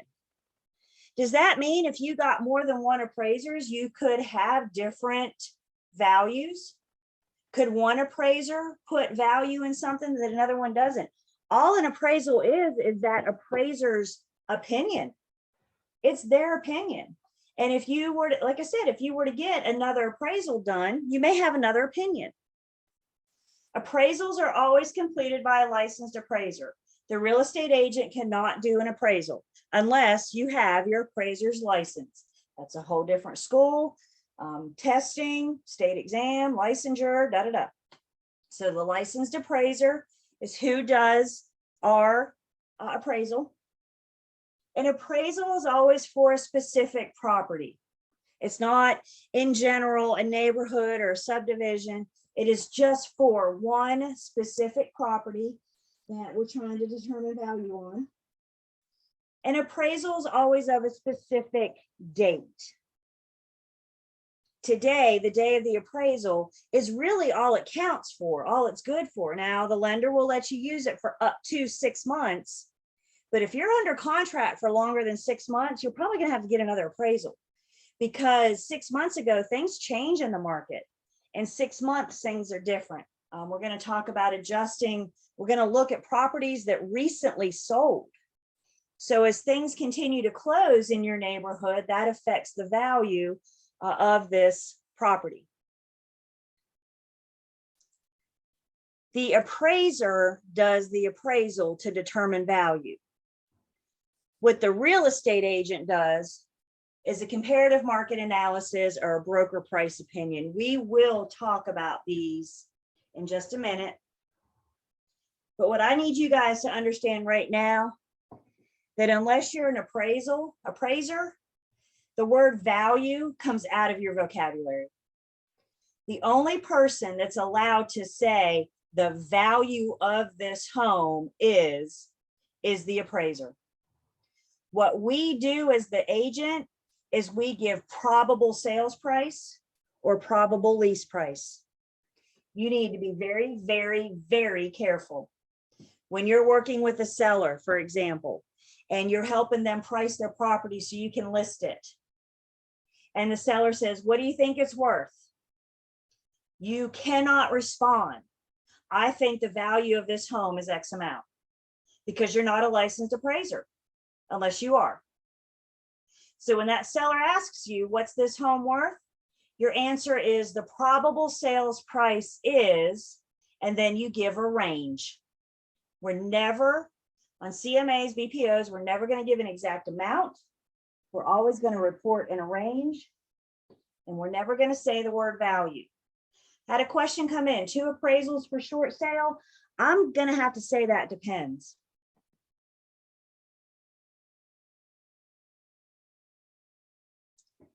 Again, we'll talk more about the CMA and the BPO in just a bit.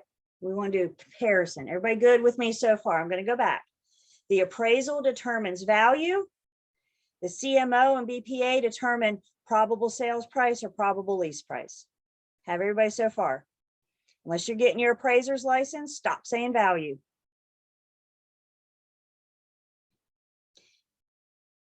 CMAs, let me go back for 1 second. CMAs and BPOs used to have a difference. Here's a little history lesson for you. They used to have a difference. Today, they're pretty much used interchangeably. But historically, a CMA was reserved for when you were helping a client determine price. So when your seller wants to know how much should I list for, or when your buyer wants to know how much to offer, typically that's referred to as a CMA. A BPO is typically done for an unrelated third party.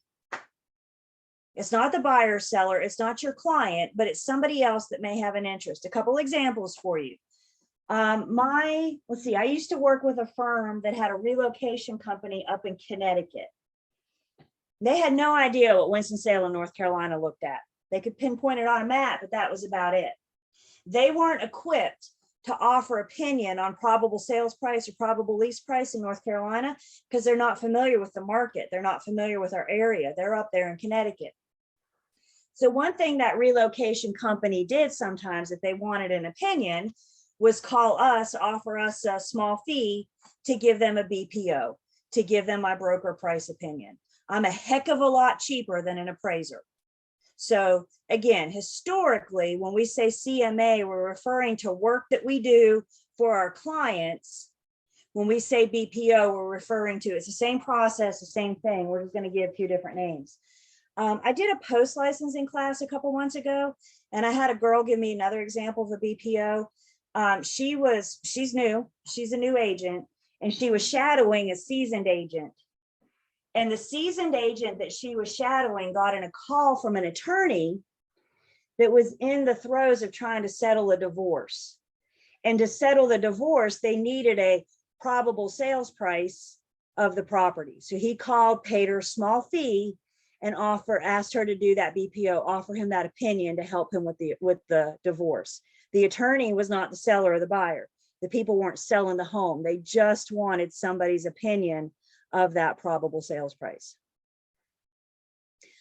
Is doing BPOs a good way to make side? Yeah, I mean, a little bit adds up. You know, that relocation in Connecticut, that relocation company in Connecticut, I think they paid like $250.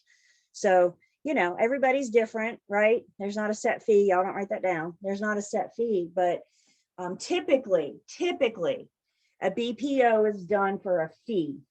CMA is part of our job. If you want to charge for a BPO, provisional brokers cannot do a BPO for a fee. The only people that can do a BPO for a fee are full brokers. You got to have that provisional status removed before you can charge a fee. Can a provisional broker do a BPO? Can you do a BPO? Yeah, you just can't charge a fee for it. Nobody, I don't care who you are, provisional broker, full broker, or broker in charge. Nobody can charge for a CMA. That's just part of our general broker services. So in other words, when your seller looks at you and says, how much should I list my house for? Or when your buyer looks at you and says, how much should I offer? What you cannot say is, well, cut me a check and I'll tell you. Because doing that is just part of our jobs, helping our buyers and sellers. Do we learn how to do BPOs after we were licensed? Of course. We're giving you an introduction, a basic introduction and pre-licensing. And once you get with your firm, and guys, there's lots of practice out there. There's lots of training. I know, for example, the Winston-Salem Board of Realtors does CMA training once a quarter. And usually they try to bring like an appraiser in to help us with these CMAs. So absolutely, you're not going to be hung out there left to dry, right? You're going to get training, you're going to get further education. We're just scratching the surface today. Again, we'll come back to CMAs and BPOs in just a bit. So let's talk a little bit more about value. In order to have value, you have to have dust. Value is that relationship between an item that the buyer desires and what they're actually willing to pay for it. Remember, we said value's in the eye of the beholder. So the buyer may not have the same value in it as the seller. And that's where we got to negotiate. Seller starts up here, buyer starts down here, and we counter a couple times to get them hopefully closer together. When we talk about the characteristics of value, in order for it to have value, there has to be a demand for it. Is there a desire for it? And does the potential buyer have the financial means to purchase? There's a whole bunch of things out there that I want, but I don't have the financial means for. So in order for demand, you have to have that desire, but you also have to have the financial ability to back it. Value has utility.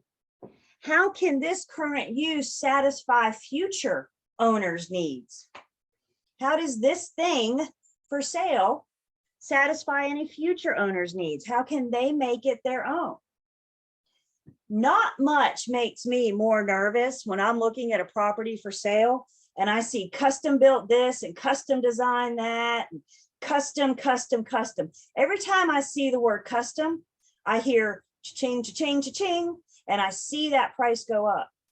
But if you customize your whole house, does it satisfy the needs of the person that's going to want to buy it after you? Just because you customize it for you doesn't mean that it satisfies future owners' needs. So that's what we're trying to determine with utility. How does it satisfy future owners' needs? Scarcity.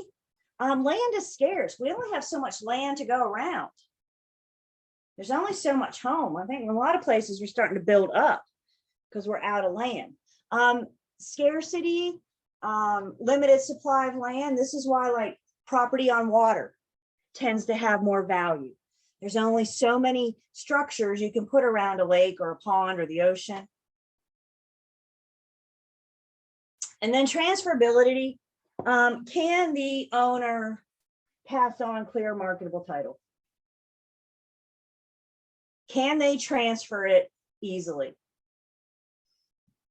When we talk about transferability, we're referring to the ease of how they can transfer it to the next owner.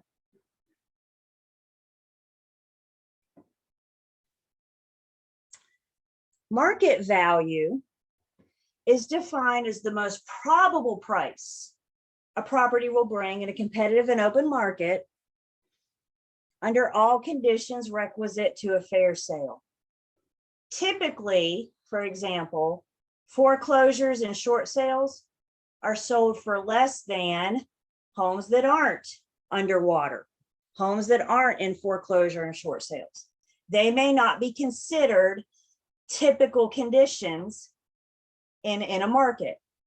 Now, the housing market crash, foreclosures were a big part of that market. Short sales were a big part of that market. And absolutely, value was affected.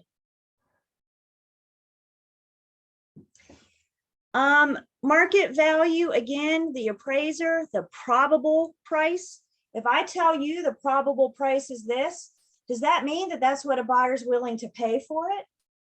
Or is that just my opinion? That's just my opinion, isn't it? I can't tell you what a buyer's willing to pay for it until I get an offer from a buyer.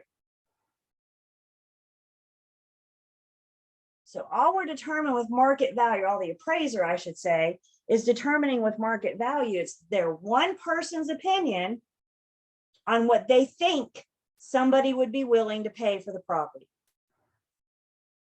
The appraiser determines market value. The appraiser determines market value. It's their opinion. The buyer determines the market price.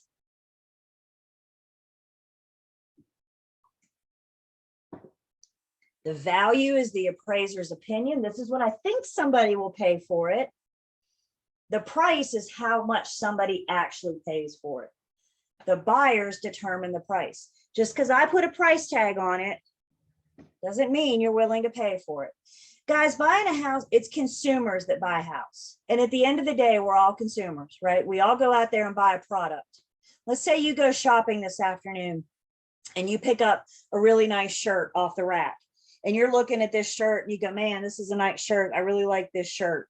And then you look at the price tag. And that shirt is more than what you would ever in your lifetime imagine paying for a shirt. What are you going to do with that shirt? You're going to gently put it back, aren't you? You're not going to pay for it. So that while somebody thought the market value of that shirt was X amount, you as that buyer is not willing to pay that price. Are there other buyers out there that are willing to pay that? Maybe there are, maybe they're not. You might see it on the bin in the back in a couple months. If you think of it that way, buying a shirt is no different than buying a house. If you don't think it's worth it, you're not going to pay that price. So the appraisers determine market value, buyers determine price. Oftentimes, homeowners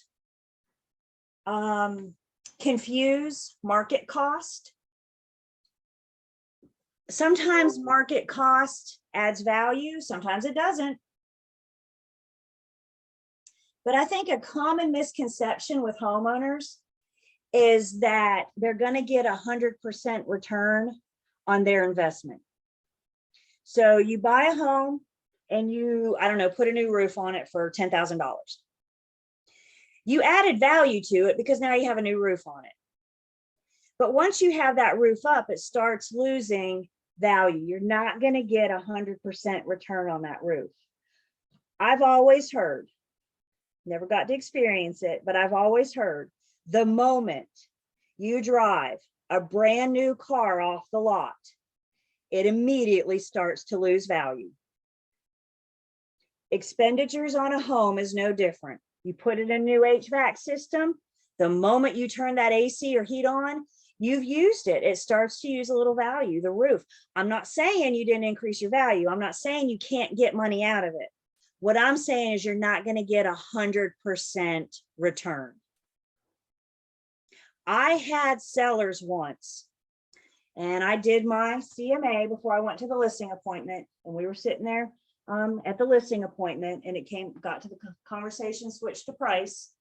And I said, I don't remember the numbers, but I think I said, based on my research, I think the probable sales price is, I think I told them to like 95,000 and 100,000, something like that. And they both got this look on their face. And I thought, uh-oh, what did I do? And they proceeded to tell me that they thought that they could sell it for 135. I'm saying 95 to 100. They're saying 135. Are we way off? So it's not over yet. It's not over yet. And I said, interesting. Can you share with me how you came up with that number?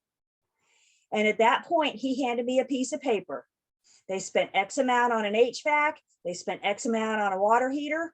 They spent X amount. And when they added up all those X amounts, they had about 35,000. And I explained to them that market costs 100% return. So let me go back and crunch my numbers again. I went back and I talked to my team leader. I said, help. When we looked at that piece of paper and we crunched the numbers again, and the most I felt comfortable listing that home for was 108, even still thinking I couldn't get them 95 to 100. I ended up not getting that listing because we couldn't come to terms on the price. I'm not going to spend my time and money and energy trying to list your home when I don't believe in my heart of hearts that it can sell for that. And I'll tell you guys, I hate losing a listing, regardless of the reason. I hate losing a listing. And when I lose a listing, I will stalk that listing because I want to know who lists it and for how much. And I tell you, that home never hit the market. And I'm thinking that's because other agents said, I can't, they were the sweetest couple and I really wanted to help them. But would I not be doing them a disservice if I took it knowing darn well I couldn't get them 135? I don't know much about life, but one thing I know is that numbers don't lie. And that's what CMAs and appraisals do. They give us those numbers.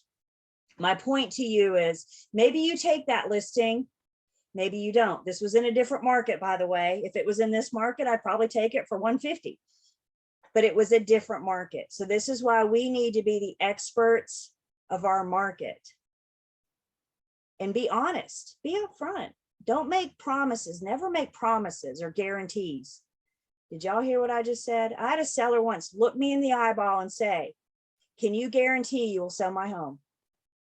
And I said, sorry, sir, I cannot guarantee that. There's a pretty strong word right there, isn't it? I will try everything in my power, but no, I'm not guaranteeing that. So again, with market costs, I think the example in your book, you put in a $15,000 pool. That doesn't mean you can tack on $15,000 to the purchase price. That's what we mean by market cost. It's not the same thing as market value.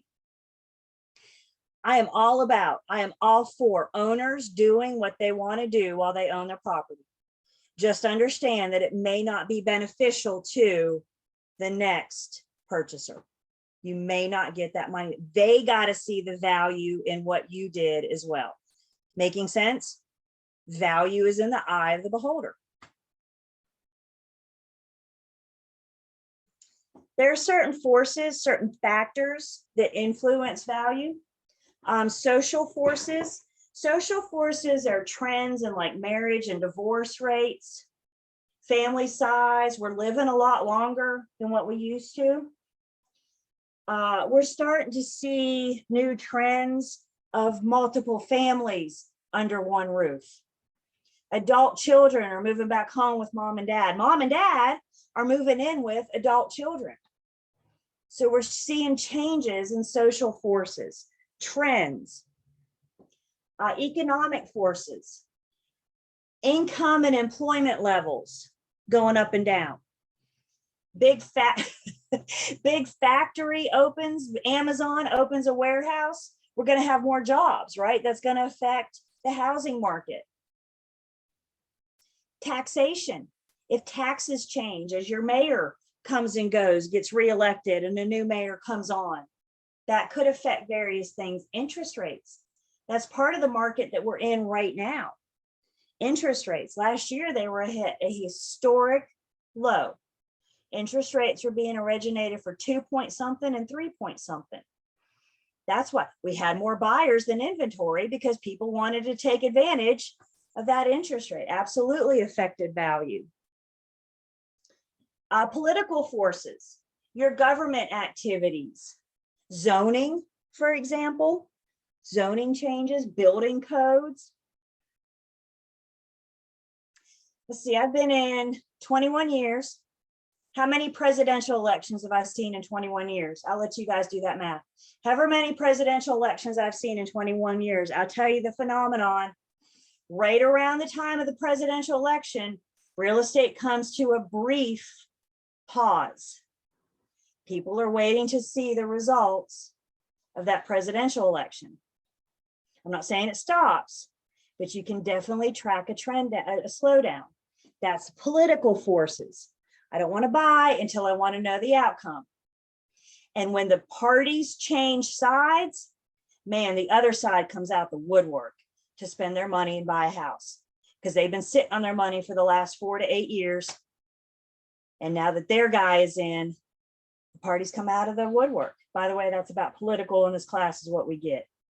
So political forces absolutely affect value. Environmental conditions, the topography. Topography is the lay of the land. Is it hilly? Is it treey? Is it level? What are the 3 most important things about real estate? We all know this. 3 most important things are location, location, location. Absolutely affects value. What's its proximity to jobs, amenities, your church, your grocery store? Is there any public transportation nearby? There's a lot to take into consideration. And the appraiser, when the appraiser goes out and offers their opinion, they're not just studying the property, they're studying the whole area, the surrounding area. We've got to be experts of our market. Starting on page 437, we just have some appraiser words, appraiser ideas to understand. Highest and best use. You guys remember we talked about this in Unit 1? Doesn't Unit 1 seem so long ago? It really wasn't. But we mentioned Unit 1 or highest and best use. Highest and best use is the most profitable use in which a property is used. What's the most profitable use? I'm not saying that's how you use the property. I'm not saying that's how you have to use the property. But the appraisers just determine what is the most profitable use of this property. The appraiser will always look at highest and best use, as that affects value. If the property is not being used for its highest and best use, it's not maximizing its profitability.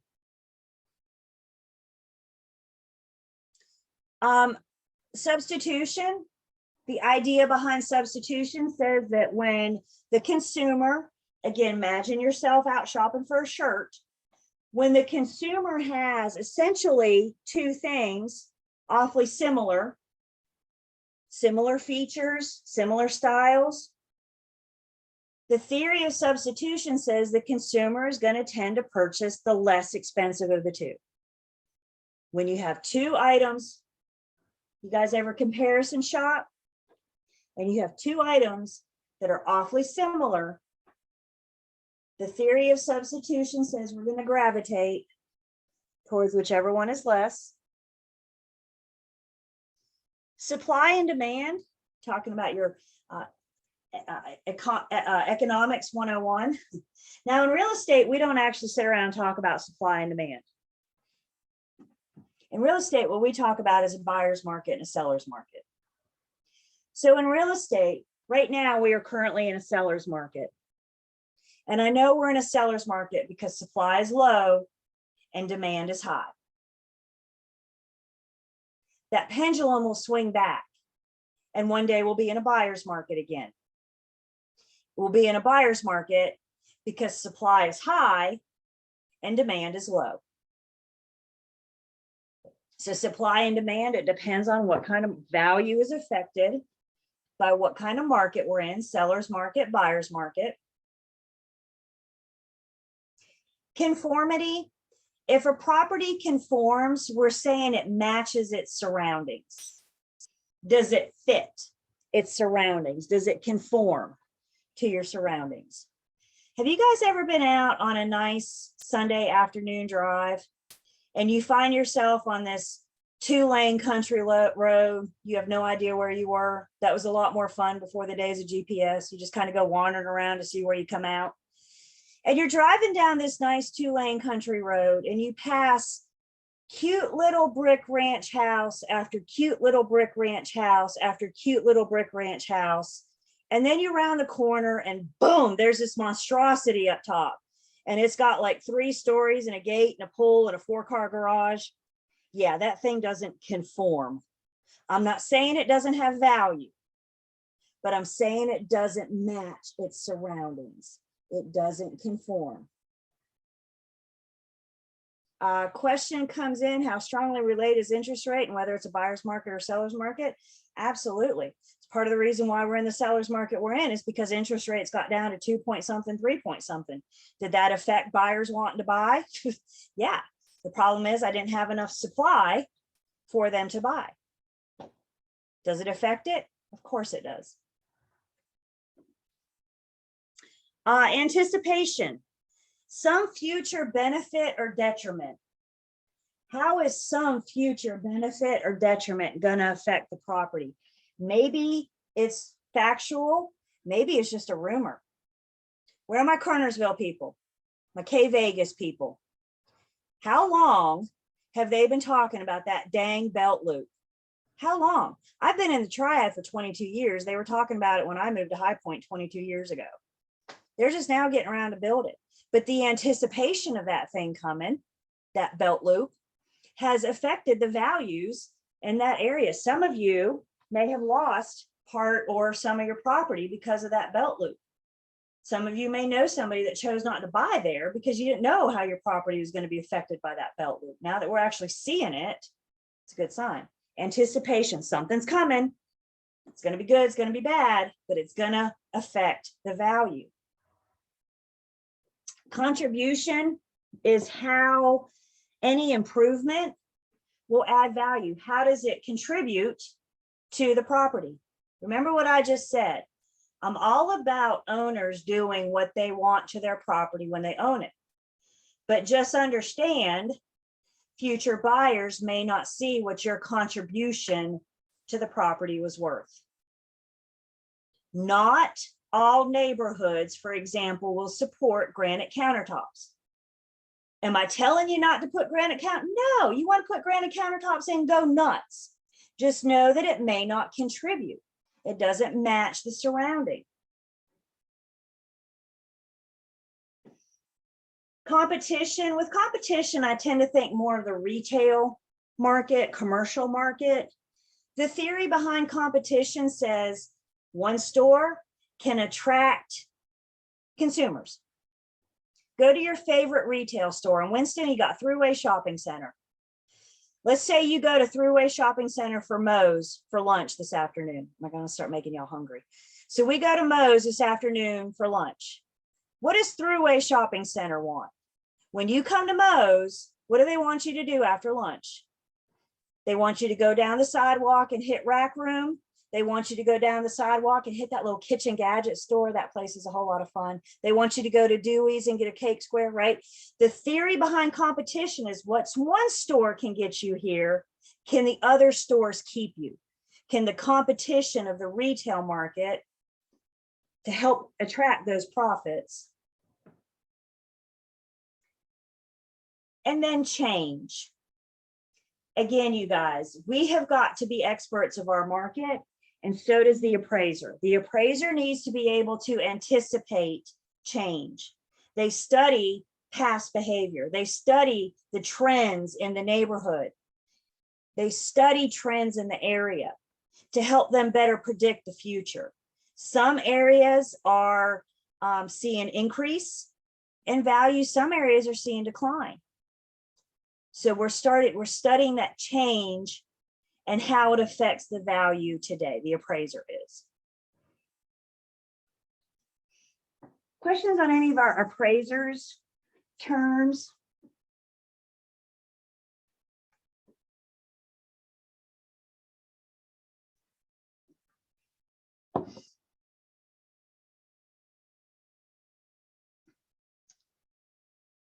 talking about the appraisal process, there's really two classes of data that the appraiser looks at. Specific data is information that is specific to that property. They're going to study everything on and about 123 Main Street. It's specific to this property. General data is information about its surroundings, the neighborhood, the market.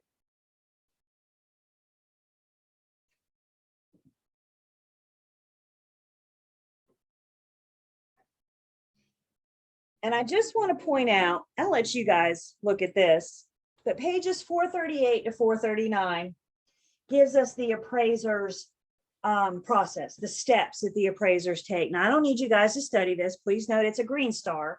However, I do think it gives you a little better idea if you just look it over. Look over those steps that the appraiser takes.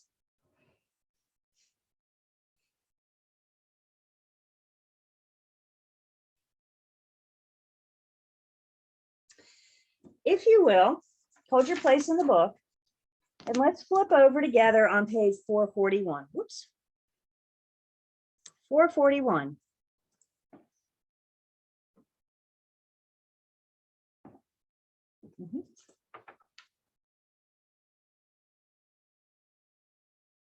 Yep, demographics, general, because it's about the area. So 441 is our sample appraisal. And I'm sorry I didn't tell you to bring a magnifying glass, but we can kind of get the idea for what we're looking at here. So 441 over to 443 is our sample appraisal. And we're going to come back and look at this once we talk about these things. But if you'll notice now on page 441, you guys see that black bar on the left-hand side? There's wording in that black bar. So the appraisal is broken down into different sections. The first section is the subject property. We're identifying the property that we're studying. Then you have contract information. The appraiser is sent the contract so they can have that information. Neighborhood information. You can see neighborhood characteristics. Site information. Tell me about the lot.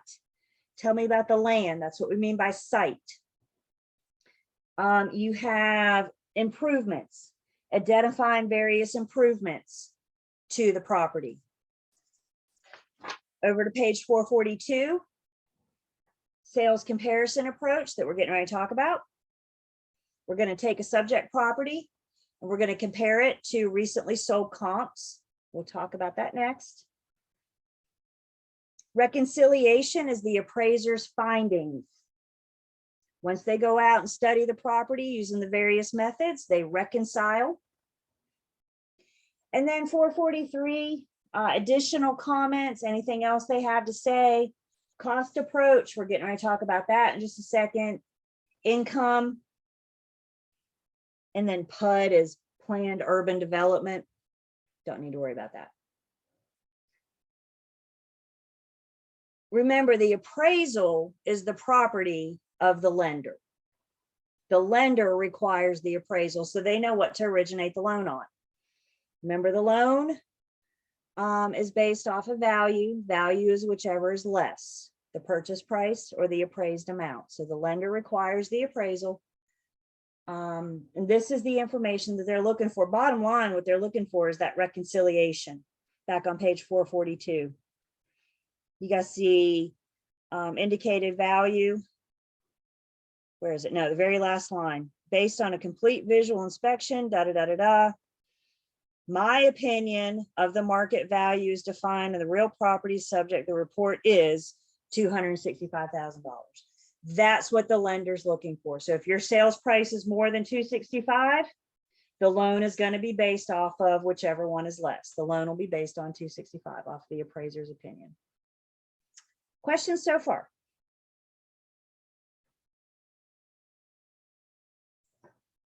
By the way, all that stuff in the black bar on 441 to 443 is also spelled out for you on 440.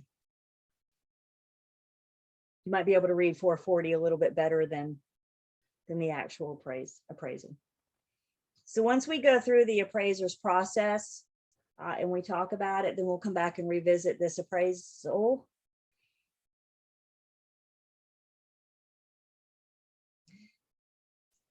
So now we are going to talk about the approaches to value that the appraiser takes. And the appraiser has 3 approaches that they may use. Sometimes they can use all 3, sometimes they can only use 2. The appraiser is going to use as many approaches as they can. The appraiser is going to use as many approaches as they can to help form their opinion of value. So we're going to go to page 444. We're just moving right along. Page 444, the first approach to value that the appraiser takes is called the sales comparison approach. The first approach to value that the appraiser may use is called the sales comparison approach. You may also hear this referred to as the market data approach. What the sales comparison approach does is it takes the subject property, it studies the subject property, and then the appraiser goes out and finds recently sold comparable properties nearby. We want properties that have recently closed because once they're closed, we know how much a buyer is willing to pay for it. We no longer have the opinion of the appraiser. Once it's closed, we see this is what a buyer was willing to pay for this property. We want recently sold because the market shifts, the market changes, and we want nearby.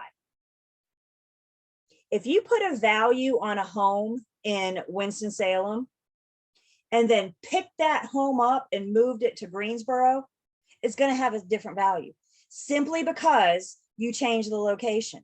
It's the exact same home, but you change the location, so the value is going to be different. If you had a home in Western Winston and you moved it to Eastern, you're going to change the value just going across the city. So we want as close to the subject as we can. We want as similar as we can. Do you think it would be fair to compare a condo to a 2-story brick home? Is that the same ballpark? We want to compare condo to condo, 2-story brick to 2-story brick, ranch to ranch. We want these properties to be as similar as they can. Now, here's the fun thing about this. No 2 properties are exactly the same. No 2 properties are exactly the same. Even in your cookiest cutters of neighborhood, you're still not going to have 2 identical properties. So there's always going to have to be adjustments made. And when we make these adjustments, when the appraiser makes these adjustments, they never ever adjust the subject property. They only adjust the comps to match the subject. So you have your subject property. Let's say you study the subject and you see that it's got 3 beds, 3 bedrooms. I'm just kind of making numbers up as I go, and 2 bathrooms. This is the subject property.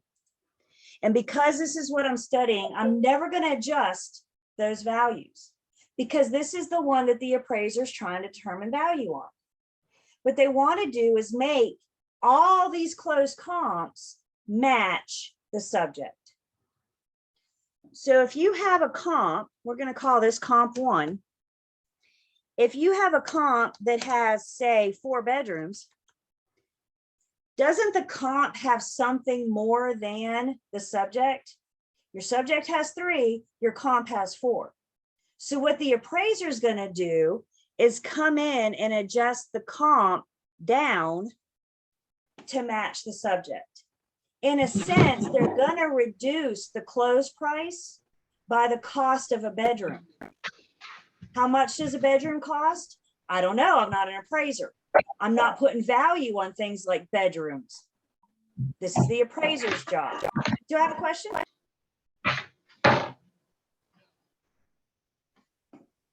Maybe accidental unmute. If the appraiser is studying a comp, we'll call it comp 2, And this comp has 1.5 baths. We know the subject has 2 baths. The comp 2 has 1.5 baths. So we need to adjust the comp to match the subject. In this case, I would, or the appraiser, I keep saying I, but the appraiser would add to the comp the cost of 1/2 bath. We're adjusting the comps to match the subject. The appraiser knows what somebody's willing to pay for this comp because it closed. We have a recently sold closed price. But now that we know what this house is worth through the eyes of the buyer, let's use this information to help us determine what our subject property is worth. Before we go to break, let's learn. Here's your other little hand trick that you guys, I'm going to have you guys doing at PSI Testing Center. Can I clear this? Everybody good? Okay. So I got you what? Counting on your fingers. I got you looking at your butts, and I got you doing one more thing. And I think what I want to do is stop sharing so we can all see each other. Can everybody see your peers? Say, hey, everybody. Stand up or push back. Give yourself some room. Stand up if you're able. And by able, I mean decent from the waist down. So stand up, push back, give yourself some room. We're going to use our hands a little bit. And what I want you guys to do is take your left hand, make a fist, hold it straight out in front of you. Take your left hand, make a fist, hold it straight out in front of you. We're going to call your left hand your subject property. You're never going to move your left hand. Your left hand will fall asleep by the time I'm done with you. We're never going to move your left hand. Now take your right hand, make a fist, and hold it straight up over your head. Which is higher, left hand or right hand? Right hand? If I want to make my right hand match my left hand, what do? I deduct. I lower. It's higher. It has something more than the subject. Maybe it has more bedrooms or more baths or more square foot or more acres or another garage. It has something more than your left hand. How do I make the two match? I deduct. I lower. All right, left hand still up. I told you it was going to go to sleep by the time I was done with you. Now take your right hand, make a fist, and hold it down by your side. Which one's higher? Now your subject is higher, your left hand, right? How do you make your right hand match your left hand? You increase, you add to it. So if this is your right hand, your comp either has superior features or inferior features. And how you make it match your subject, if it's inferior, you add. If it's superior, you subtract. When we come back from break, we'll do a little bit of math and I'll let you guys do the hand trick. But I think that helps to see this one's higher, it needs to be reduced. This one's lower, it needs to be added. So let's get my timer back. Let's go ahead and take break. When we come back, we will keep going with the sales comparison approach.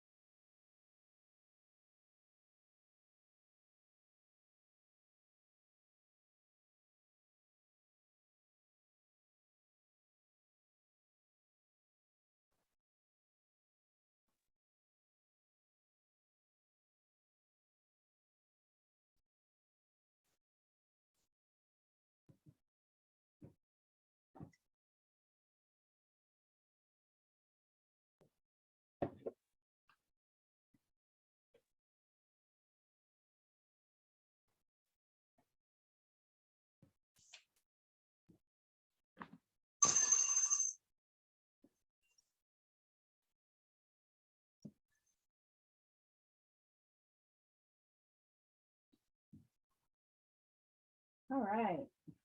Anybody ready to sign up for appraiser school yet? One thing at a time, right? All right, so I'm back. We're going to take attendance. Cameras are on and I can see you.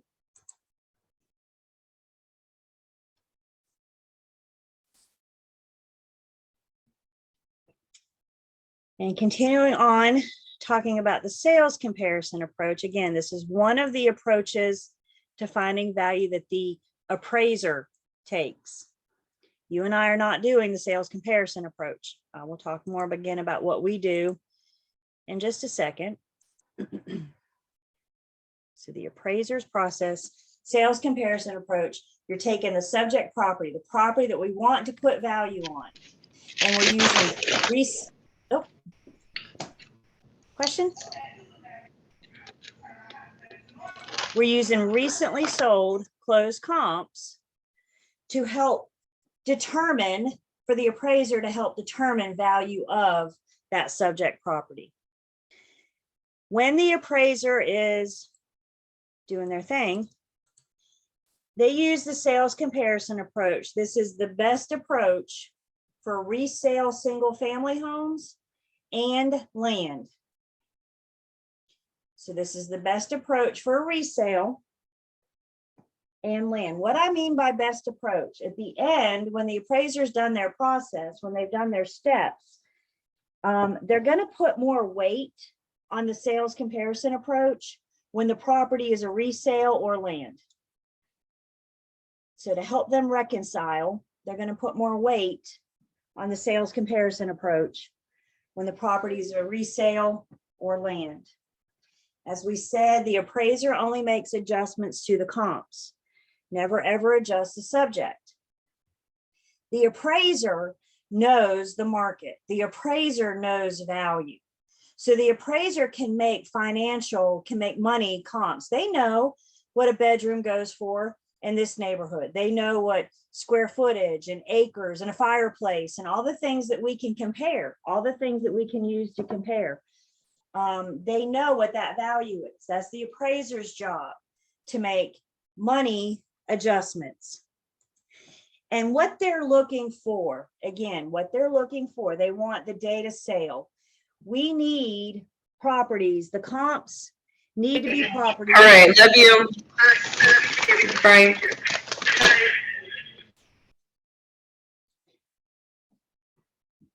The comps need to be recently sold. Guys, mute. I don't think we're paying attention, and that's part of the problem.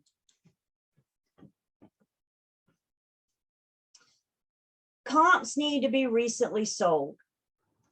The appraisers, when they're looking for recently sold comps, they try to go back. They try to stick to 4 to 6 months, things that closed 4 to 6 months ago. In certain markets, they may need to go back further. They may need to go back a year. One result we've had from this market, we have low inventory. Low inventory means fewer closings. So you may not have had a closing in that neighborhood in the last 4 to 6 months. So they try to stick to that 6-month window. If they need to go back more, then they will.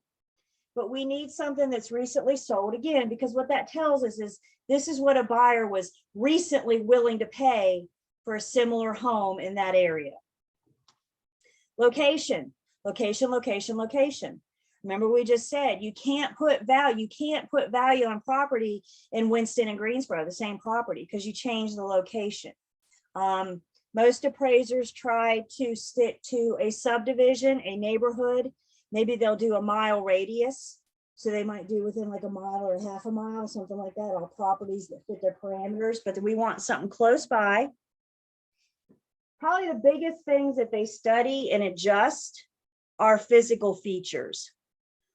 The comps need to be similar in age, square footage, number of bedrooms, number of baths, type, condo to condo, for example. Again, understanding you're never going to find anything that's an exact match because no two properties are exactly the same. So we want things as similar physical features as what we can. The fewer adjustments that the appraiser has to make, the better. And then terms and conditions of sale. Again, foreclosures and short sales tend to sell for a little bit less than traditional sales. So foreclosures and short sales may affect whether or not we can use that comp. It depends on the market. Housing market crash, they had to use foreclosures and short sales because they were everywhere. So the condition of the sale, and again, do appraisers go into new builds? We'll talk about new construction in just a second. And my answer to you is they should. Appraisers, when they're studying that subject property, they should be going into the subject property. They should be studying by going inside, because everything changes when you walk in the front door. So they need to see the condition inside if at all possible.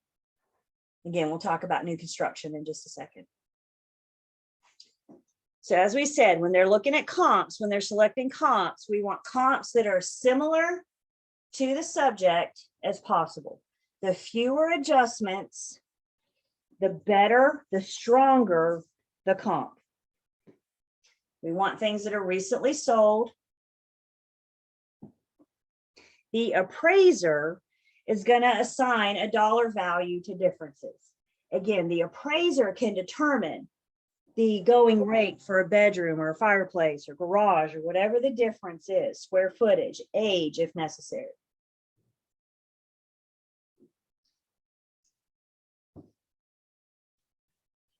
And then, as we've been saying, the appraisers never use simple averaging. You're not just going to add them together and divide by that number. They study each comp as it relates to the subject. That's the key. We study the subject, learn everything that we can about the subject, and then the appraiser finds good comps, and they study comp one. How does comp one relate to the subject? What adjustments to the comp that I need to make it match the subject? Then they study comp two. How does comp two relate to the subject? What adjustments to comp two do I need to make it match the subject? Appraisers need to try to find at least 3 good comps, so they have some things to compare. They could do 4, they could do more, but I think on average, appraisers try to stick to 3 or 4 good comps. Just because the house across the street closed doesn't necessarily make it a good comp. Again, ranch to 2-story brick, that would not be a good comp. Even though it just closed yesterday, you're comparing apples to oranges. So we want the style, and that's what we mean by good comps. So look with me, let's go to your book on page 446. And what you're looking at is a sales comparison approach. The subject property is 155 Potter Drive. This is what we're studying. The subject is our study. And you see the appraisal list. As we look at 155 Potter Drive, there's no financing concessions. It's good location. It's 6 years old. There's your lot size. There's your construction. It's got 3 bedrooms, 1.5 baths. You guys seeing that? Everything below 155 Potter Drive is the appraiser identifying the features of 155 Potter Drive. And then this appraiser went all out, didn't he? He found 5 good comps: comp A, comp B, comp C, comp D, comp E. First thing you can see with these comps is the sales price, the purchase price. What did a buyer pay for it? It's not value once a buyer pays for it. Now it's market price. So by studying these closed comps, we know some buyer somewhere in the world was willing to pay that amount because that's what they bought for the property. So then you can see the appraiser came through and studied the comps, and then they made adjustments to features. For example, look at comp B. The appraiser determined that the location is poorer than the subject. Why? Maybe the lay of the land, maybe it floods, I don't know. But for some reason, they determined that the location is less desirable than the subject. So they have their subject property, they have a feature that's less. So what do they do to adjust the comp? They add, they increased. Subject property, comp is less. It is, what do they call it? Poorer. So to make it match, they add to the comp. You guys see that? Plus $6,500. So they go through and study the comps, making the adjustments up or down. And then at the very bottom, you have the adjusted value. This is the value of this comp as it relates to this subject. Change the subject, you're going to have to change the comps. So we adjust the comps. Now the appraiser can use correlation to arrive at value, and that correlation is based on the adjusted value. Questions so far on the sales comparison approach?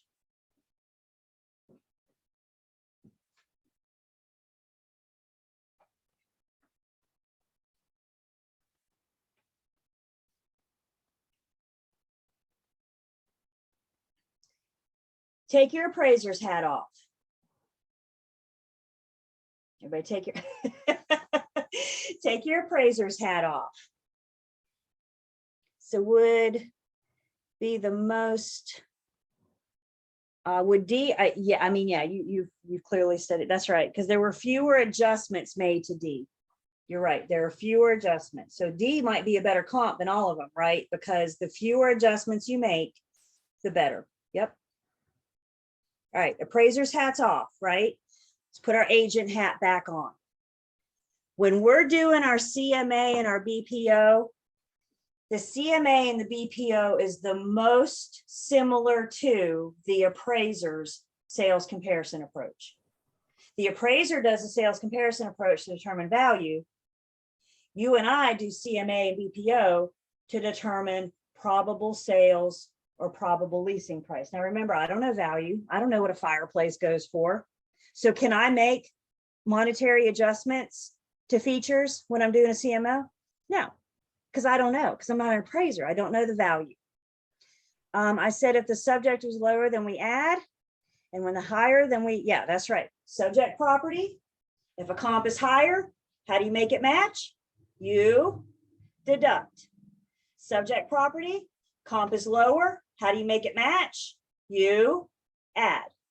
Use the hand trick as we go into this math. I think it helps. And you guys look so cute at PSI Testing Center. You don't go that big at Testing Center, but you're kind of like, I got the subject and I got the comp. So how do I make that match? So the CMA, again, is what we do as brokers. And the CMA is an informal version. I'm not determining value. CMA, you and I, when we're reporting a CMA to determine probable sales price, we're going to report this as a range. We're not going to give an exact figure. If, for example, page 446 was a CMA, and I was studying these comps to possibly list 155 Potter Street, I would say, you know, the range would be between what? 112 and 119.5. That's the range of the comps, right? I'd give that range for the probable sales price. That's not what we're going to list it for. We're going to list it for a little bit more. I can get the seller that probable sales price of 112 to 119.5. What's the difference in the 112 and the 115.5? What does the interior look like? What's the condition of the property? Has the bathroom been updated? Is the carpet torn? Is the paint peeling? What, right? Everything.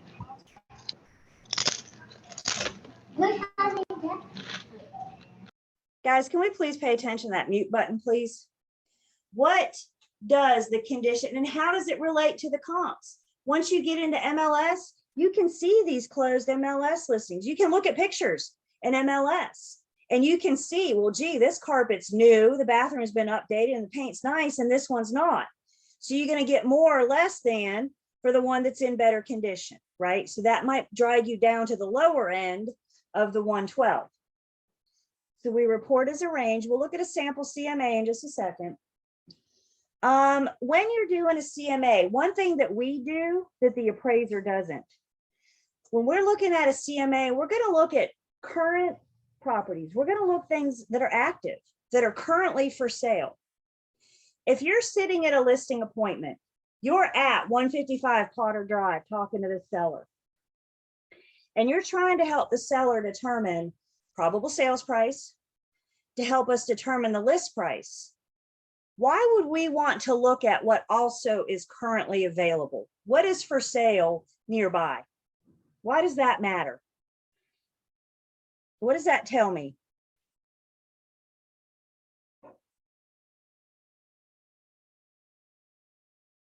I would if you can. If you can have a conversation with the seller about it, because they're going to look at you and say, what's my house worth?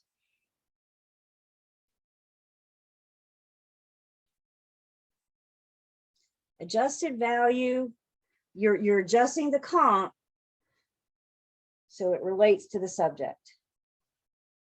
Why would we study when we're doing CMAs? It's CMAs.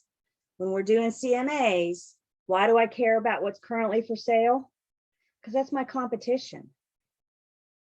If you have a buyer looking in this subdivision and there's 2 homes for sale, how does mine relate to the other one for sale? Anything that's currently for sale is my competition. What about expired listings? If it's expired, then it means it didn't sell within the time period of the listing agreement. Why did it expire? Well, I don't know. I wasn't around. I wasn't part of that transaction. But generally speaking, if it's expired, then no buyer was willing to pay that price. So when we look at expired listings, when your seller insists on listing for 135 and you think it's only worth 100, if you have an expired listing, you can say, look, your neighbor tried to do it for 137 and they expired. Nobody's willing to pay that price. So when we're working with sellers, one thing that we do that the appraiser doesn't is refer to current, things that are currently available, and expired listings. We as brokers need to keep these CMAs current. We're getting ready to come back into a market. Have you guys ever heard of a price drop? My gosh, we haven't done a price drop or a price reduction in like 2 or 3 years. Y'all, agents that started 2 or 3 years ago have no idea how to sell a house, because the last 2 or 3 years, all you got to do is put a for sale sign in the yard and the dang thing sells itself. So now we're coming back into a market where you actually got to work. You got to sell the house, and you may have it listed. You may have it for sale more than 12 hours. It might be on the market for 2 months, 4 months. There's nothing wrong with the house. It's just the market. Anytime you talk to your seller about price, if your seller says is it time to do a price drop? Don't just answer that. Do a fresh CMA. Because if your closed comps go back 6 months, 2 months from now, some of those will have fallen off and new ones would have closed. So every time the market change, even if it's just a couple months, that CMA is going to adjust.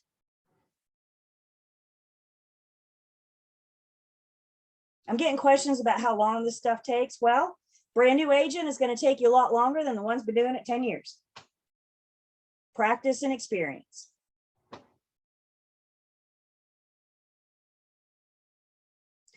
CMAs are a client level service. If you don't hire me, you don't get a CMA. So if I'm proceeding as a seller subagent and you are my buyer customer, I can hand you market data, but I'm not going to interpret it for you. I can hand you numbers and say, here you go. You want interpretation? You should have hired me. So CMAs, interpretation of CMAs is a client level service. So when it comes to doing CMAs and BPOs, again, interchangeably, what does it mean for us? Well, the Real Estate Commission will hold us accountable if we're not performing these in a competent manner. So as we've said, is training available? Of course. Y'all, they're not just going to hand you a license and say, good luck, we're done with you. How is that best protecting the public? Everybody with me? What's the Real Estate Commission's main purpose? So part of the reason they make you affiliate with a firm is for somebody to take you under that wing, and that bitch should be by your side when you're doing CMAs. They're probably there with you in your first couple listing appointments. maybe your first couple buyer consultations. Please don't ever feel like you're going to be thrown into the deep end without any kind of safety harness or net. Okay, that's not what this is designed to do, because you're not protecting the public. Get training, get education. Like I said, for example, the Winston-Salem Board of Realtors once a quarter offers a CMA class. All you gotta do is pay your dues. You pay your dues, you go take a class, take advantage of it. I've been to that several times. Firms may offer training, firms may have discussions. It's out there. My question to you is, are you going to take advantage of it? And I hope your answer is yes, because that's how you best protect your buyers and sellers. I don't redirect questions, or do I just say, hire me for that? We talked about that at the very beginning when we did our disclosure. So when they say, no, I don't want to hire you, I mean, I'm not going to go into a big list, but I'm like, okay, you're not getting old car, right? You're not getting first class treatment. You're getting coach. And one thing they don't have, because they didn't hire me, is interpretation of market data. Remember, as a seller sub-agent, I'm on the side of the seller. So why am I going to hurt my seller by interpreting the data for the buyer to help them determine what to offer? You with me? As a seller sub-agent, I'm on the side of the seller. That's where my loyalty is. So with the sales comparison, appraiser hat back on. Appraiser hat back on. With the sales comparison approach, you may see math problems in a couple different ways. Because we're not an appraisal school, because I don't know the value of the bedroom, they're going to have to give you these values. When they ask you to adjust comps, they got to tell you what a bathroom's going for. Again, if you want to learn how to determine the value of a bedroom, sign up for appraiser school. That's not what we're doing here. So you may see these problems come across in a couple different ways. The first example we have here, to determine the value of a bedroom, the appraiser found two properties that are identical except for the number of the bedrooms. So comp 1, they saw had 3 bedrooms and it sold for $250. Comp 2 had 4 and it sold for $254.5.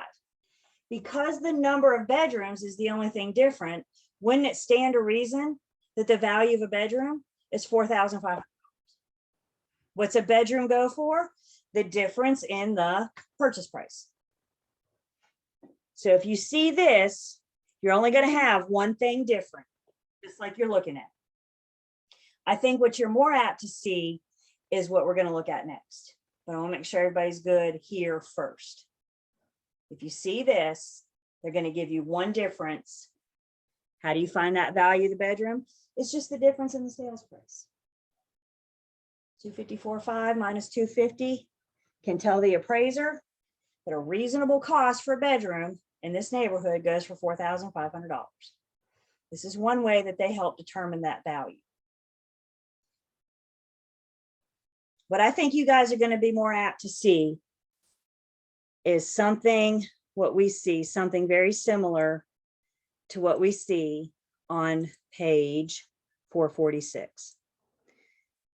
So, give myself a whiteboard here.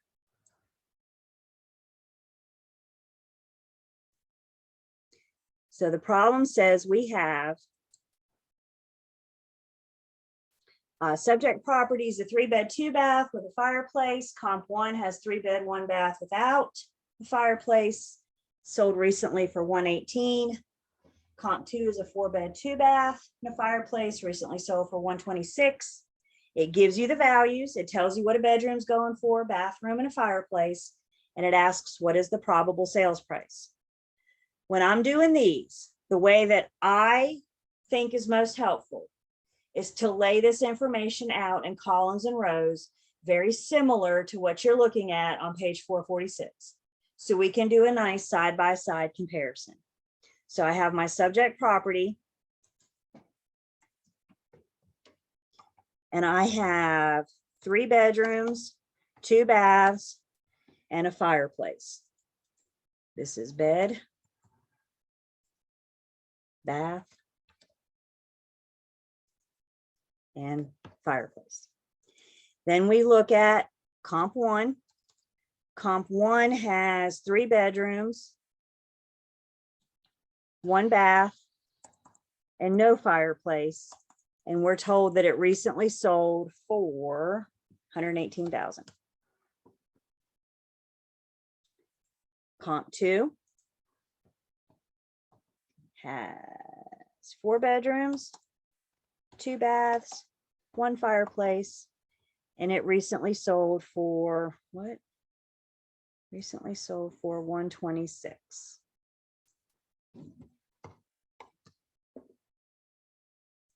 I took the information from the problem and I put it in nice, neat rows and columns so I can easily compare comp 1 as it relates to the subject.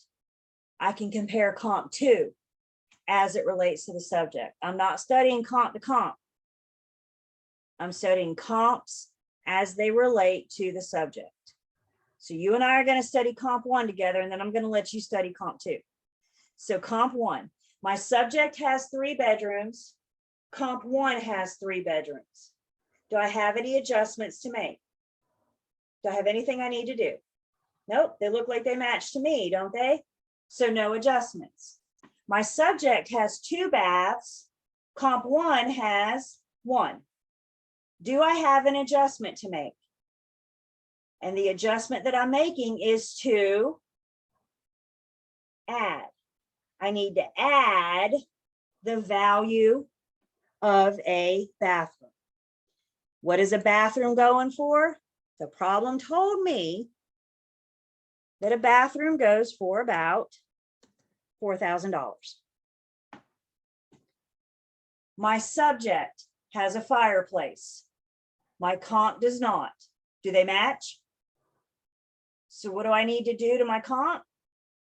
I need to add the value of fireplace. So the fireplace goes for $2,000. Comp 1 sold for 118,000. But once I take in my adjustments, remember, all I'm trying to do with the comp is make it match the subject. How did I make it match the subject? I added a bathroom and I added a fireplace. Does it match now? That's pretty dang close, isn't it? So I take the sales price of 118 and I add the $6,000 for adjustments. So now for comp 1, I have an adjusted value of $124,000. Why don't you guys take a minute, study comp 2 as it relates to the subject.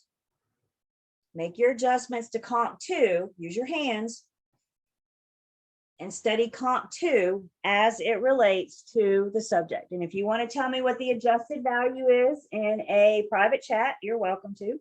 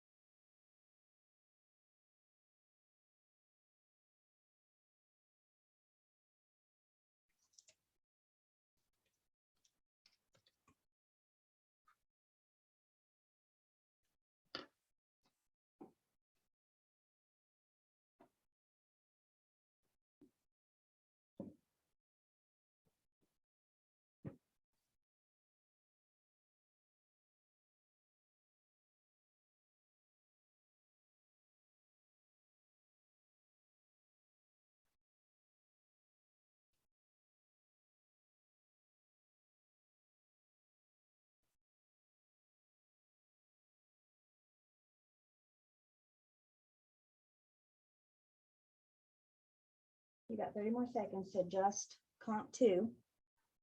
Remember, it's how it relates to the subject.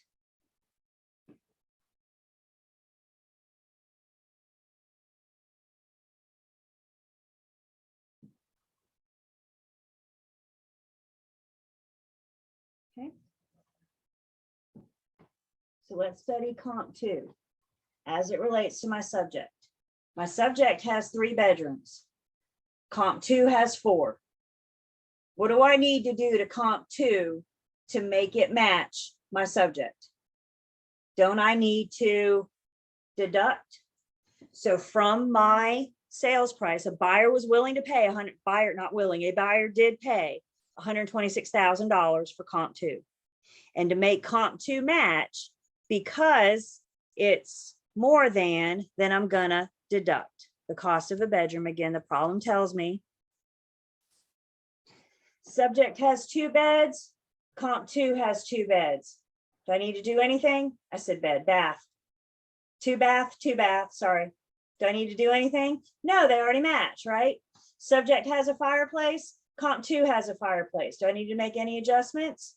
No, so the only thing we need to adjust in comp two was deduct the cost of a bedroom. So after we do that, then I can determine that my adjusted value of comp two as it relates to the subject is 121,500. Will the problem always give you the value? Yes, it has to, because we're not in appraiser school.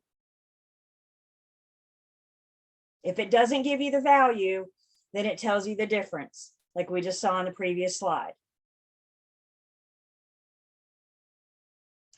So now, the appraiser, remember the appraiser is doing this. The appraiser is going to give an actual amount. We give a range, they give an actual amount.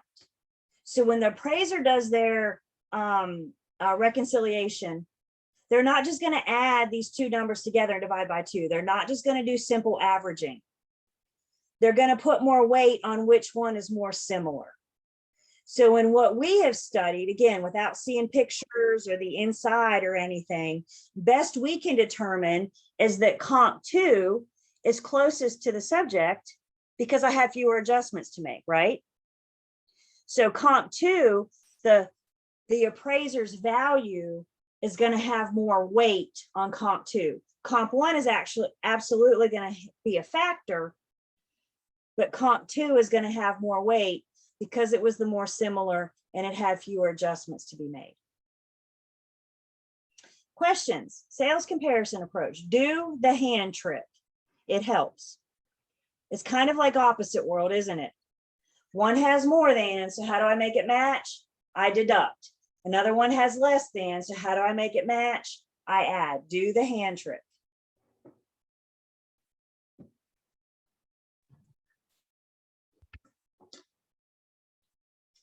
Well, if I were an agent doing my CMA, probable sales price between 121.5 and 124, I would report it as a range.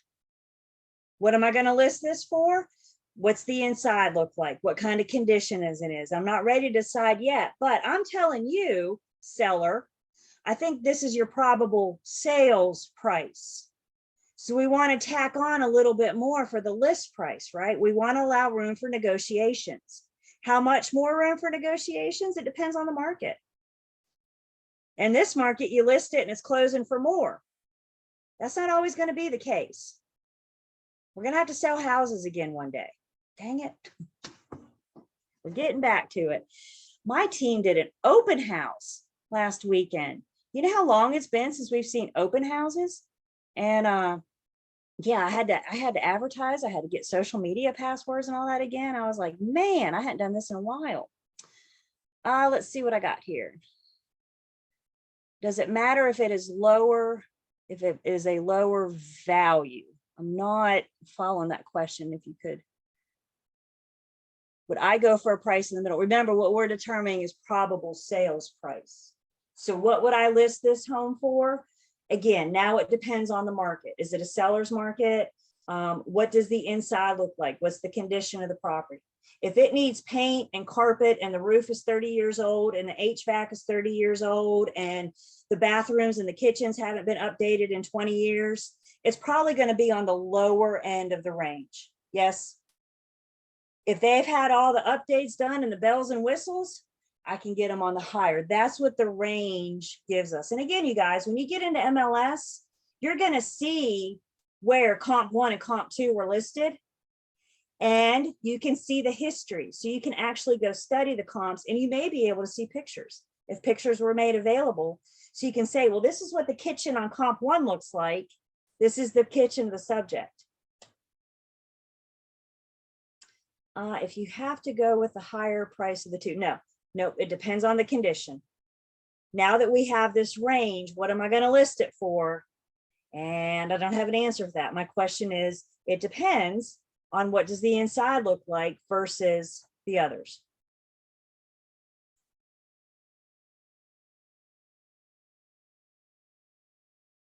Sales price of the subject property, that's what we're trying to determine.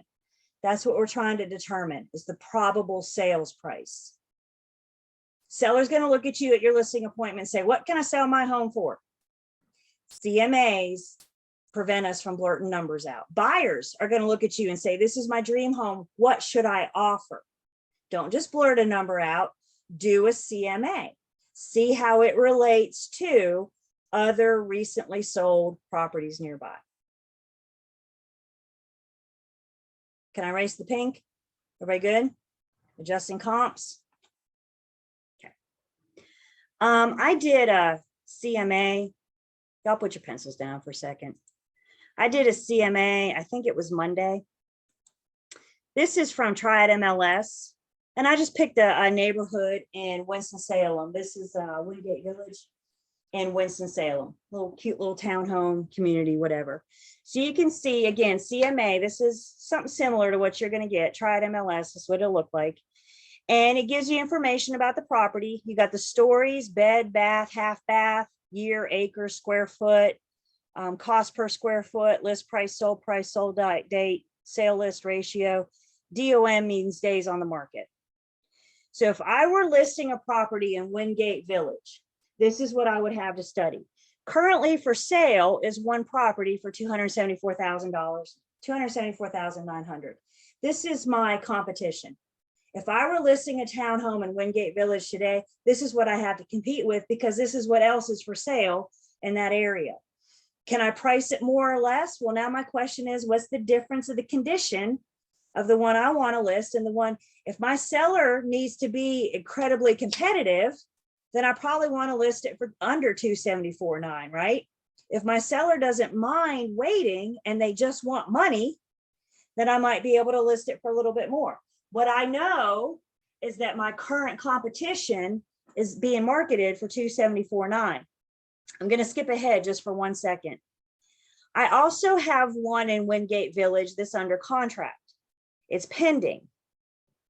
Again, I know that at this asking price, a buyer was willing to submit and go under contract with this seller.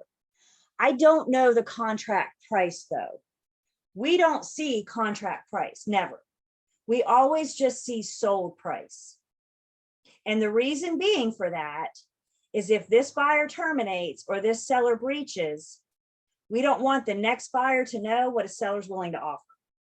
So we don't release numbers. We release how much it's listed for and then how much it closes for. But can't I still study this pending property? Because at this price and these conditions, while I don't know the contracted sales price, what I do know is a buyer was willing to go under contract with these conditions. So we can study the pending, the under contract as well. There was nothing expired. That's something else we haven't seen in a long time is an expired listing. But if there were a property expired, I might be able to see, well, gosh, you know, it was listed for $300,000. So why did it expire? Maybe that they were asking too much and a buyer wasn't willing to pay for that. The other thing that our CMAs give us are closed. And you will note now, in addition to the list price, I have the sold price. So what do we list it for versus what do we sell it for? Our sale to list ratio, this is the market we're in right now, you guys. Homes are closing for more than what we're listing them for. Check this one out, 112%. It sold for 12% more than what you listed it for. This is the market that we're in. And then it gives me the average days on, or the days on market for each property. How many days was it advertised before we sold it?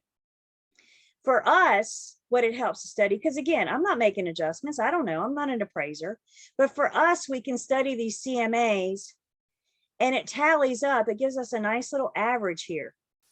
What's the average going rate in this neighborhood in Wingate Village based on this information?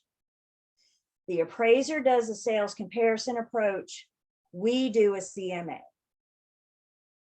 And this is, again, just a sample. You'll get plenty of training. Please never worry about that.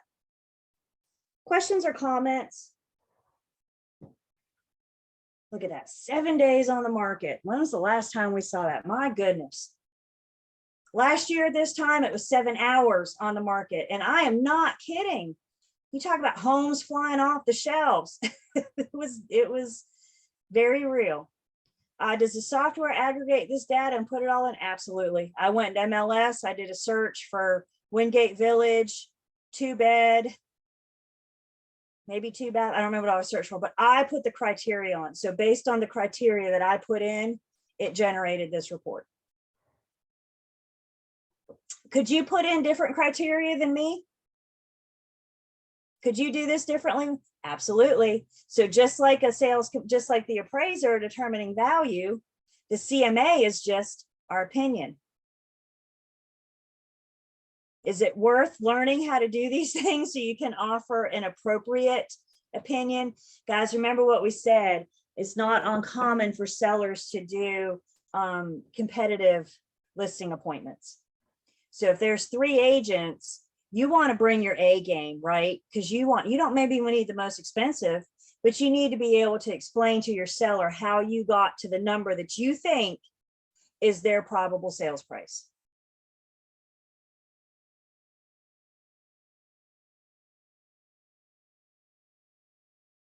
Questions?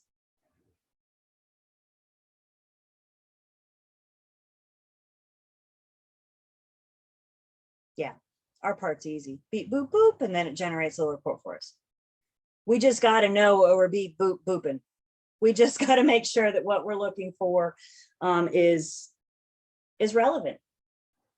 And as we've been saying, every single property is different. So you may do this criteria for this CMA. You may have to do different criteria for that CMA. Subject properties. All right.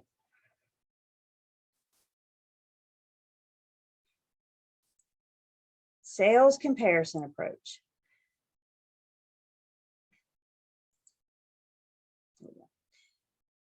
We just said, remember earlier, we said that the sales comparison approach is best for the appraiser. Appraisal hat's back on. Appraiser hat's back on. Sales comparison approach is the best approach for the appraiser to determine value on resale and land. Everybody have that? Sales comparison is best for resale and land. Yes, the CMA, yes, it gave me the minimum information, the maximum, and then the average. And then the median. Yep. So I can use all that to help study, help crunch those numbers. Yep. Another approach to value that the appraiser may take. Appraiser hat's back on. Another approach to value that the appraiser may take is something called the cost approach. Second approach of the appraiser's valuation process. The cost approach is best for special use properties, churches, schools, libraries, hospitals, new construction. Sales comparison is best for resale. Cost approach is best for new construction. Let's say you're a developer and you buy a whole bunch of land so you can build a subdivision on, a neighborhood in. And all of the surrounding area, there's nothing in the surrounding area that was built after 1965. Can you compare your home built in 2022 to something that was built in 1965? Have things changed since 1965? Even if you weren't around in 65, we know things have changed. So the cost approach is generally better for special use properties. Under that category does include new construction. Do you do appraisals again in post licensing? Yes. Yes. 301, you'll see sales comparison approach again. because 301 is agency, and we're going to help the seller determine how much to list their house for. What the cost approach does, it separates the land from the structure. So the appraiser is going to put a value on the land. How do they put value on the land? They do the sales comparison approach. So they're going to value the land as if it were vacant. They're going to pretend for a second that no structures exist. So they'll use the sales comparison approach to put value on the land. And then they're going to put value, then they're going to study the structure itself. And there's a couple different factors they need to take into consideration when putting value on the structure. Everybody good with me so far? I'm going to put a price tag on the land as if it was vacant. And then we're going to study the structure itself and put a price on that. That's the theory behind the cost approach. What does it cost me to build it? What does it cost me to build it? If I were to build this structure today on this land, what would it cost me? So a couple different things that they need to take into consideration when putting value on the structure. What would it cost me today to build it? And the answer is, it depends. If I want to build an exact duplicate, the appraiser is going to use the reproduction costs. I see this house, I want an exact same house right here, reproduction costs. Think of historic buildings. Historic buildings got to look historical, right? They got to keep that historic. So if you wanted to build something historic, you're building an exact duplicate. They may also put a cost on building the structure using the replacement cost. It's not a duplicate, but it serves the same purpose. If you were going to build a new school, once you have more technology in that school, once you have Wi-Fi, you'd have things in that school that the school that was built in the 70s and 80s didn't have, right? Before we had all this technology. So it's still going to serve the purpose of a school, but I'm not going to do an exact duplicate. I'm going to build it like you were building a school today with all the amenities that you expect to see in a school in 2022.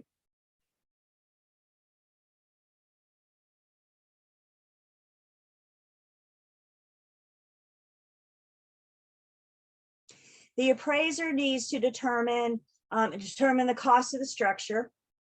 One of the more common methods for the appraiser to look at is known as the square foot method. Square foot method just takes the cost per square foot. Remember, we talked about cost per square foot in Unit 4. Cost per square foot tells us how much does each square foot cost. That's what we're solving for with cost per square foot. How much does each square foot cost? And then we're going to times that by the number of square feet. Now, this isn't math that we're doing, so I don't want you to get don't get too bogged down on the math with me. Getting the general idea. What's the general idea? We got to figure out what is each square foot cost.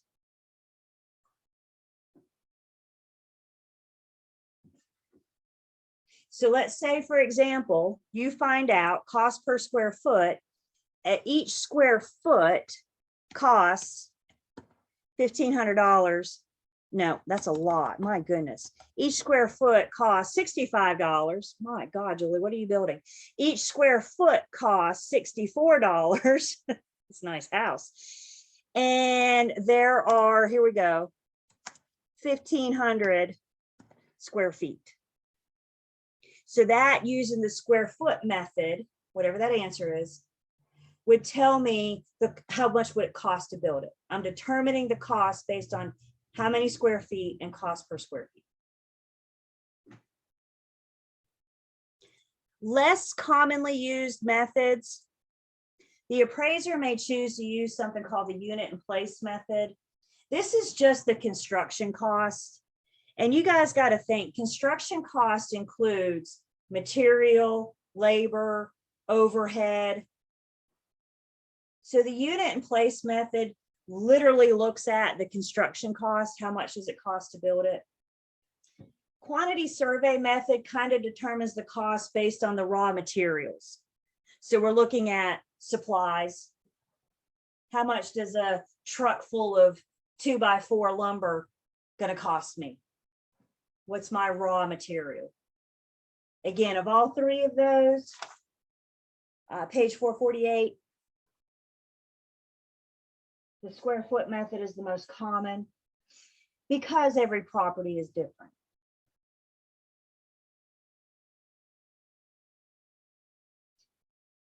The other thing, or another thing, that the appraiser looks at when they're trying to put a cost on a structure is depreciation. Depreciation is the loss in value for any reason. As time goes on, structures lose value. Wear and tear, age. So the appraiser has to study depreciation because that affects the cost of the structure. Remember, we're putting a value on the land and then we're putting a value on the structure. And this is where we're going to end today. Another cliffhanger for you guys. There's a couple different types of depreciation. Don't get too excited. We will start here tomorrow. We will talk about the different types of appreciation tomorrow and keep finishing with our cost approach. Questions so far?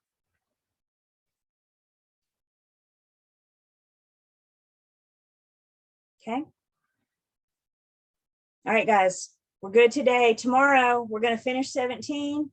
We're going to blow through unit 13. If you're looking ahead, I think you'll see that it's only like 12 pages, 1 or 2 test questions.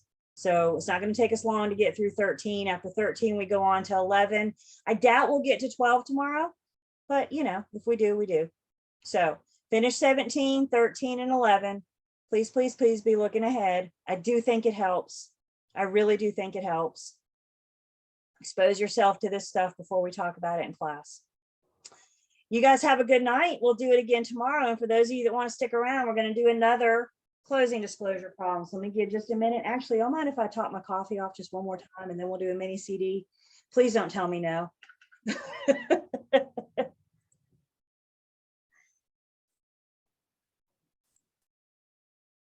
I will be right back.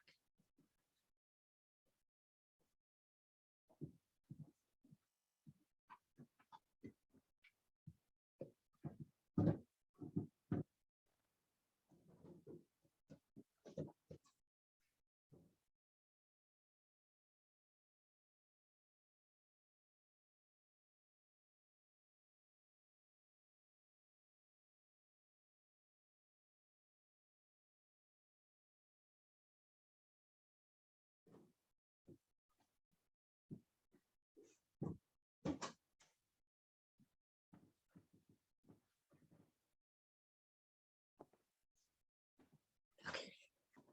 Thank you, guys.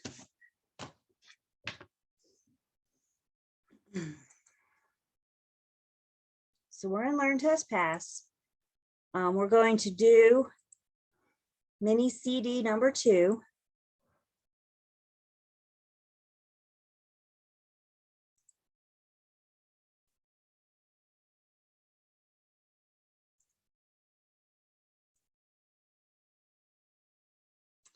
And when you guys see these, remember, we need to spend some time with learning what's a debit to whom, what's a credit to whom. So you got 561, 562 in your book. You also got my PowerPoints, however you can see that. If you need to put it on a flashcard, put it on a flashcard. If you need to put it on your own piece of paper, then put it on your own piece of paper. But we need to understand what is a debit to the buyer, what's a credit to the buyer, what's a debit and a credit to the seller. So when you guys got a blank piece of paper, everybody got a blank piece of paper ready? The very first thing you do is draw a line down your paper and you need to label your page. One side of the line, and it really does not matter, one side of the line are credits, another side of the line are debits. Credit's money coming in, debit is money going out. So we first need to set ourselves up. We're setting our formula up, if you will. With these, I always suggest looking ahead. Like I said, I know I preach all the time about just read the problem, but with these, just look ahead, because it's going to ask you, it's going to tell you what it's looking for. What is the net amount that the buyer will owe at closing? So what's my objective? What am I trying to find? How much does my buyer have to bring? That's what we want in this problem. How much does my buyer have to bring to closing? So who do I care about? I care about the buyer. Do I care about the seller? No, I'm only looking for debits and credits for the buyer. So that's the first thing, is to identify who you're solving for and set yourself up. One side credits, one side debits. Questions so far? And this is a free for all. We got fewer numbers, so if you want to unmute yourself, that's fine. We heard the noise and distraction of you guys unmuting yourself during class today, didn't we? It's loud in y'all's house. My goodness. All right. So we took a piece of paper. We wrote credits on one side, debits on the other. And I've identified who I care about. Who do I care about? The buyer. Good. So now we're going to go back. Okay, so again, with these, we are not going to skip around. When you skip around, you skip something. I like this one. The problem we worked earlier was in bullet points. This one's just kind of nice, long run-on paragraph. Doesn't matter. We're still going to start at the top and work our way down. If they give you bullet points, great. If not, you get a paragraph, but you get all the information that you need right here. A buyer has contracted to purchase a home for $250,000. What am I going to do for the buyer with that $250,000? What am I going to do with that? And you can either unmute or chat. I don't care. Yep. I got one answer. I like it. Another one I like. Another one I like. I'm liking answers. So that sales price, the buyer owes the seller, right? They're contracted to purchase. So you think about what they've agreed to pay, they purchase, they owe. That's all shakes out to a debit. So we're going to take that purchase price, $250,000. And again, this is just me. You don't have to do this, but I like to label my figures, because if I ever have to go back, I need to know what that $250,000 is. Let's pretend you're down to just a few precious minutes on your test, on your time. You could save yourself some time if you label your work as you go. So a debit to the buyer for the purchase price or sales price of $250,000. And y'all stop me with questions.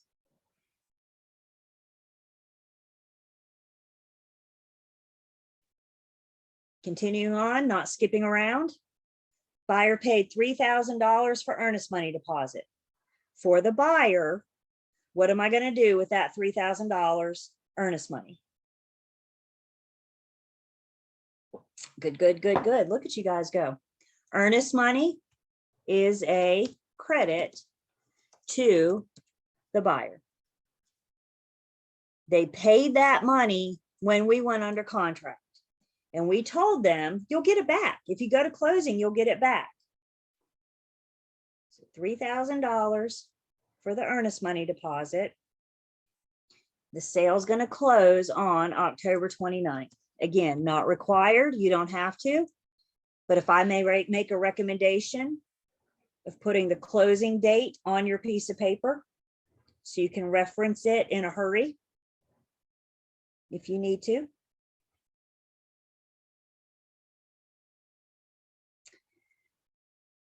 Buyer has received loan approval for conventional loan in the amount of $200,000. In terms of the buyer, what does that $200,000 mean?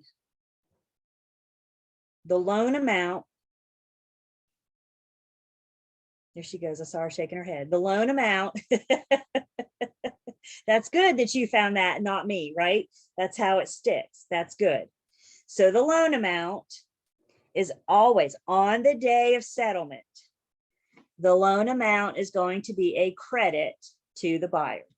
The lender has got to bring this money in on their behalf. The buyer cannot close. Oh, good. The buyer cannot close without that $200,000. Aren't they contractually obligated to pay the seller $250,000? Don't we have a legally binding contract in our hand where the buyer says, I will pay you $250,000? So some way or another, we got to come up with that amount. That money, that $250,000 goes to the seller. So the buyer's bringing some of it and the lender is bringing some of it. That's why it's a credit on the day of settlement. What questions do I have about that?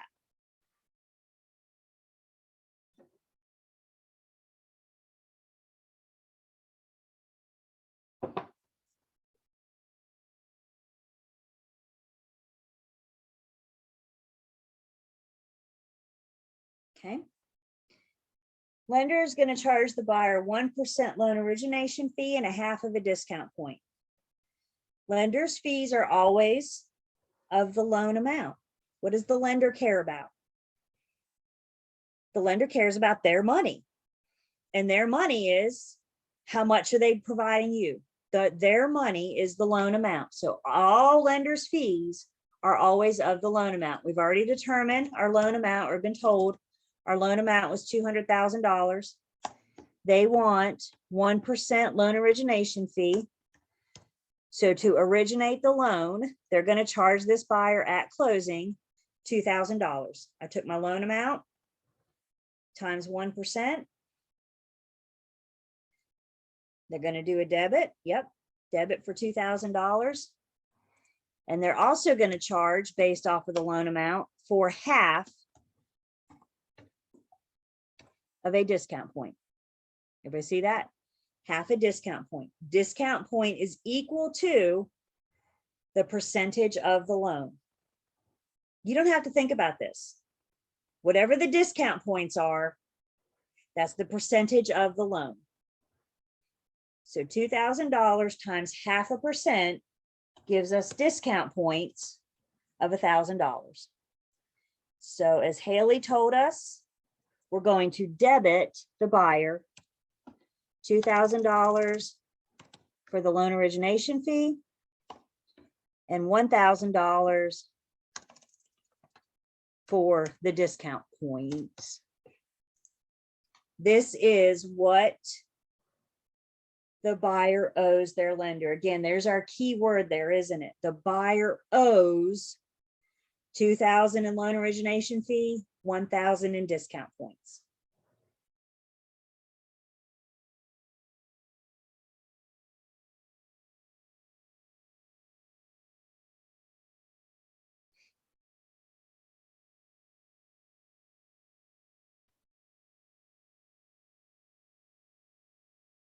We good? We have questions? This is your opportunity.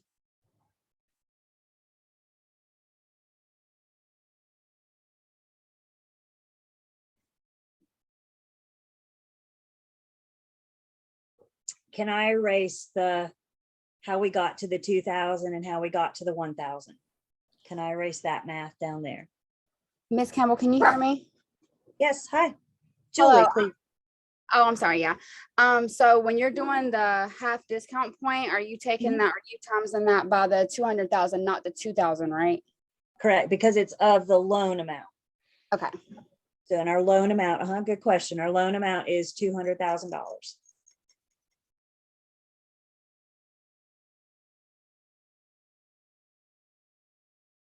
Okay.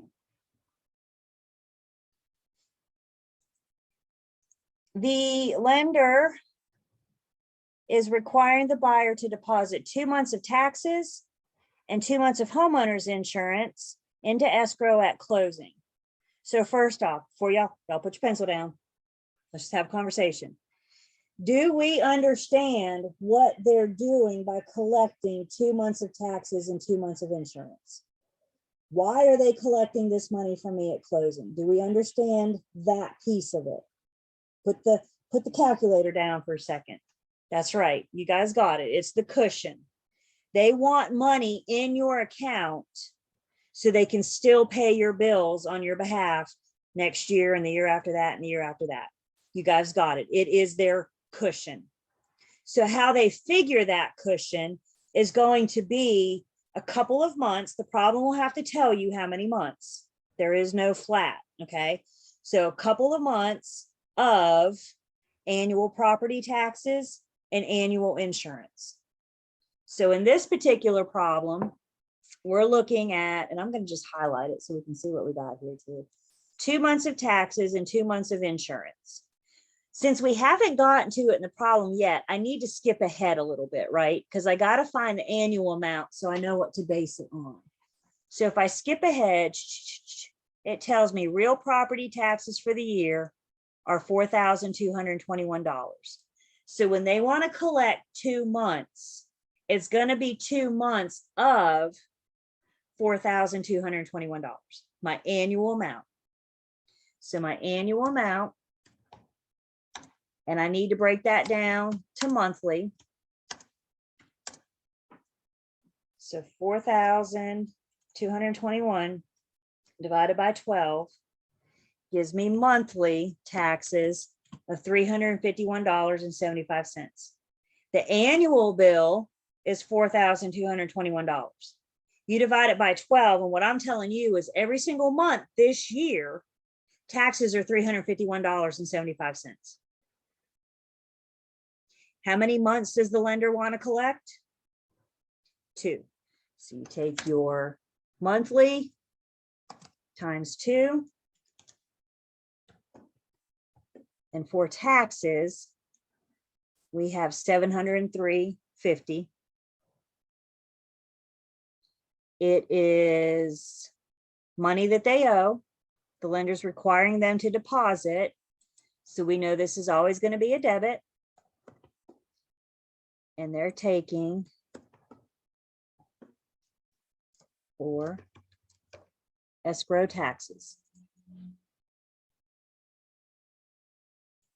This is what's going to originate the escrow account. This is the cushion. Remember what we said?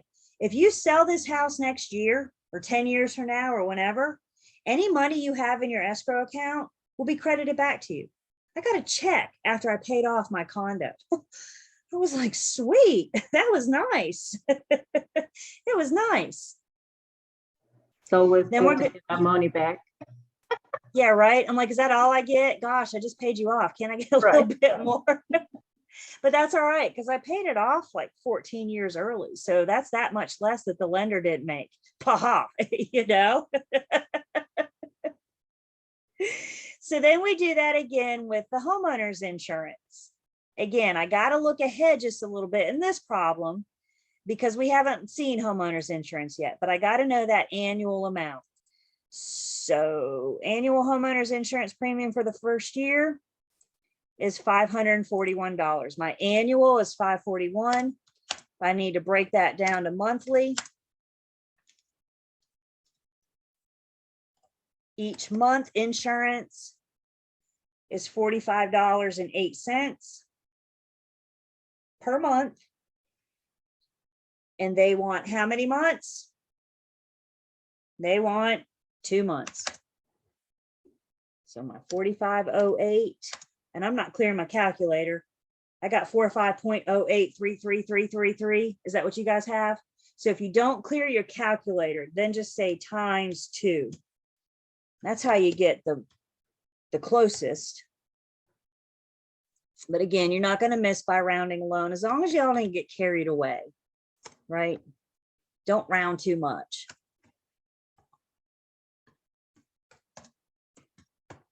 And that's for our escrow insurance amount. This is to originate the escrows. You guys just said to have that cushion, both a debit to the buyer. It's about their loan. Yes, their escrow account is part of their loan. So they're going to have to pay that. questions on that escrow?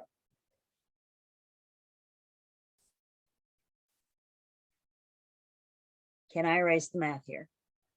You guys good? Michelle, is that your daughter? She looks like, I swear I had a baby doll that looked just like her when I was growing up. She is beautiful. Thank you. Can you say She thank could you? be an American doll, couldn't she? Can you say hi? Hi. Huh. Oh, hi.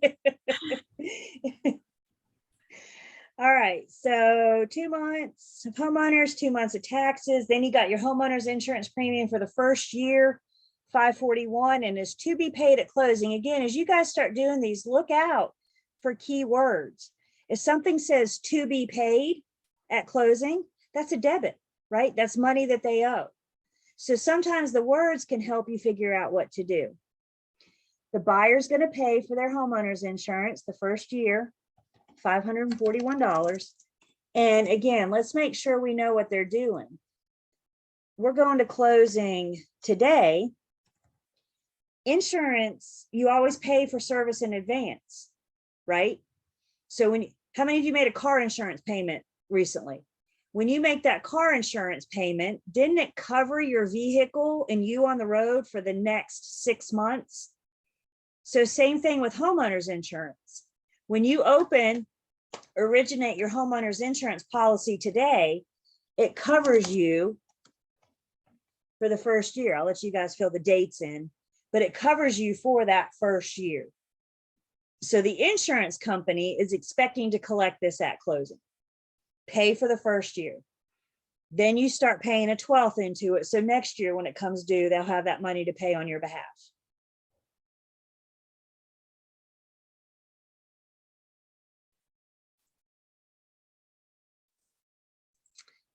Real property taxes for the year are $4,221 and have already been paid by the seller. Stop. Draw it out. When you see prorate, the first thing you should do is draw a timeline.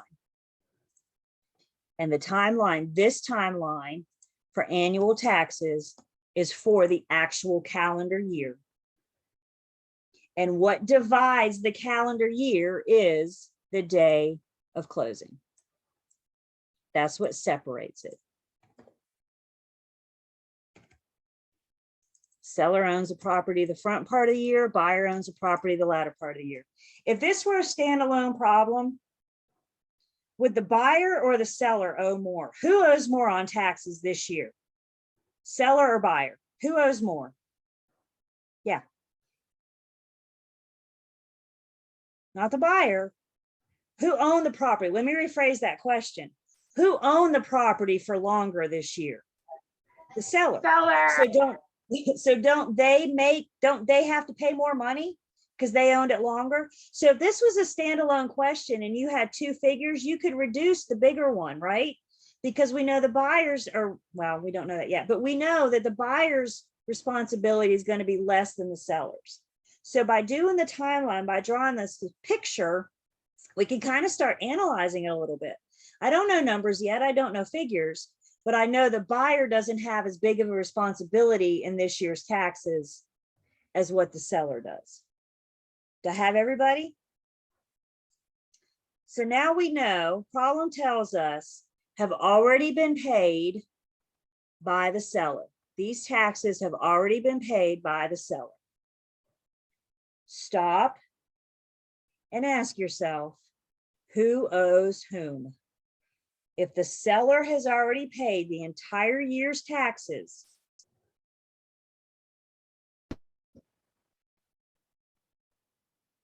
yep, then we're going to determine that the buyer owes the seller. Think of it as the buyer reimbursing the seller. Hasn't the seller already paid the buyer's portions? Put yourself in the seller's shoes. If you've already paid taxes for this year, don't you want some money back? Don't you want some money back? Yeah, you do. And how are we going to do this? This is what we're doing at settlement. We are settling everything between the two parties, including each other's responsibility for the taxes. So in this case, we're going to do a debit the buyer, credit the seller. I know my tax bill for the year is $4,221. Nope. Pre-licensing world tells me there's 360 days. So I can determine, we'll just leave it at that. I can determine that every single day this year on this property, taxes are $11.725 cents. 73725, whatever you want. Again, they say do 3 until you get to the end. At least 3 until you get to the end. But once again, remember, you're not going to get it wrong by rounding alone, as long as you don't go nuts. Don't put $12 in there. That's what I mean by going nuts. You always want to have change. Don't round up to whole dollars. Buyer's responsibility is the day after closing, which is the 30th through the end of the year. So they owe the seller. There's 1 day left in October, 30 days in November, and 30 days in December. Isn't that the period of time that the buyer owns the property? So we're going to add that up and determine the buyer's responsibility. 62 days.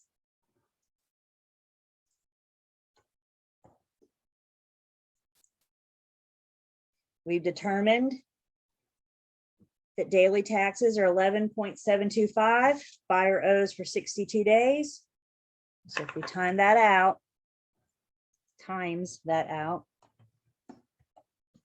I have, did I say 62?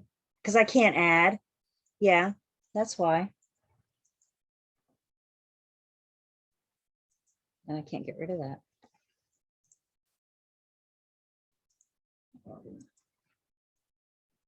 Thank you. So we had 1 day in October, 30 days in November, 30 days in December. That's 61. How's that look? 61 days. There we go. So $11.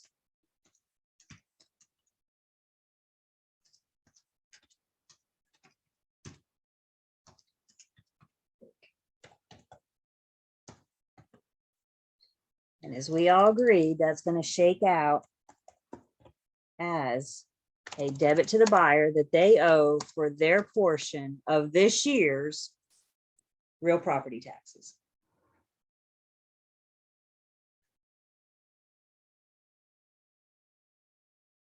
Draw the timeline. See the period of time that the seller owned the property, see the period of time that the buyer owned the property. And then ask yourself, I'm not going to lie, for me, figuring out debit who, credit who, that's the hardest part of prorating for me. And that's why I got to take that extra step and actually say, Julie, who owes whom?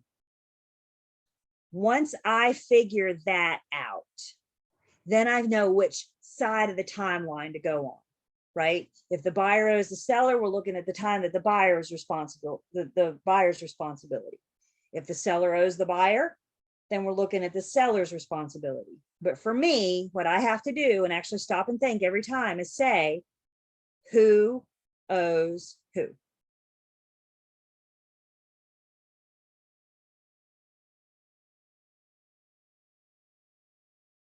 Questions?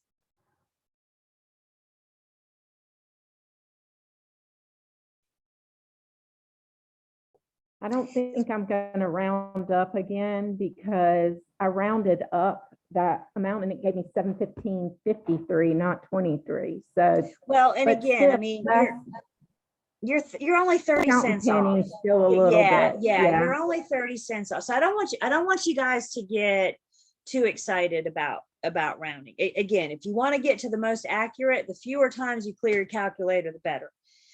They say if you go out to 3 decimal places, but yeah, you're not going to have. Now, let me ask you guys this. I bet you, if anything, once we get to our answer, if we were to sit down and calculate, do you think one of those answer choices might be off by $11.73? Because now what they're banking on is you counting your days wrong, right? So rounding alone, you're going to be able to look. What did you say, Holly? 53 cents? whatever our answer comes to, you're going to be 30 cents off, and you'd be like, oh, that's only 30 cents away. That's close enough. You know what I'm saying? You'll be able to look at that answer choice. Now, if it's $11 off, you may need to go back and recalculate that.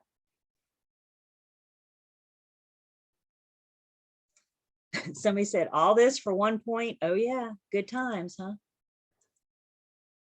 Can I erase the tax calculations? Okay. This I think problem's that really escrow, nice. when I kind of worked this out ahead of you, I wasn't counting that year of tax. I was just looking at that escrow amount and I wasn't reading the whole thing. And Yep. And that's, you're on mute. You're on mute. It's not the math part. It's more the figuring out, like you said, the debits and credits, but then also like really reading the problem and making sure you're not missing anything. And I missed that completely. Thank you for saying that, because it is easy to skip something, especially with these, because they're awfully long, right? And that's why I want you guys to go and order the problem, because when you start skipping around, it's easy to skip something. So that's why I try to go order the problem, keep my debits and credits in order. You know, I'm tallying them out as I go.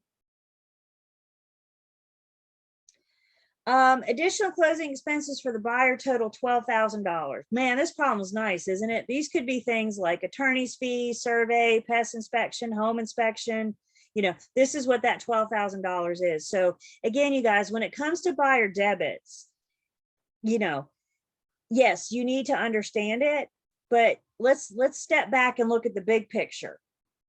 If it's related to the buyer's due diligence, it's going to be a debit to the buyer. If it's related to the buyer's loan, it's going to be a debit to the buyer.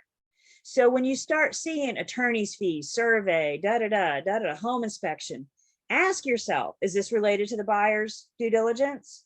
If you see interim interest, ask yourself, is this related to the buyer's loan? You guys see what I'm saying? So the big picture, if it's a buyer debit, it's something related to the buyer, unless you're told otherwise. Always do what the problem tells you. Okay, so these $1,200, that's right, it's going to be a debit. So we're going to tack this on, and we're just going to call these expenses.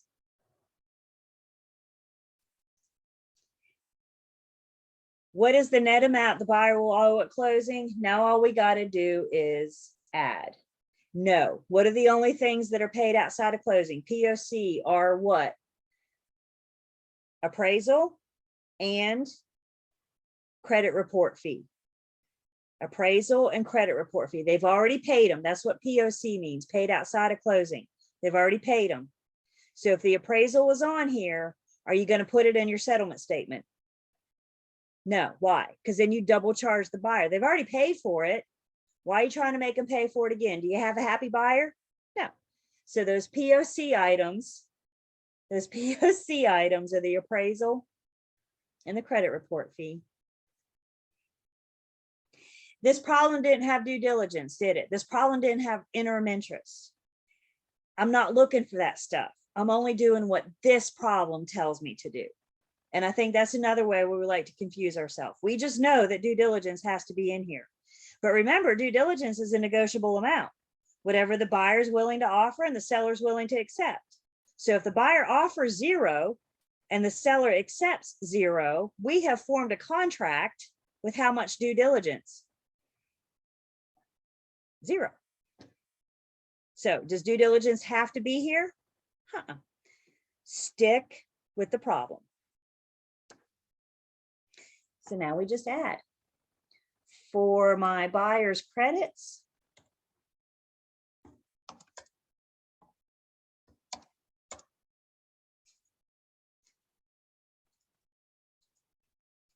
we get 203,000. For their debits, we get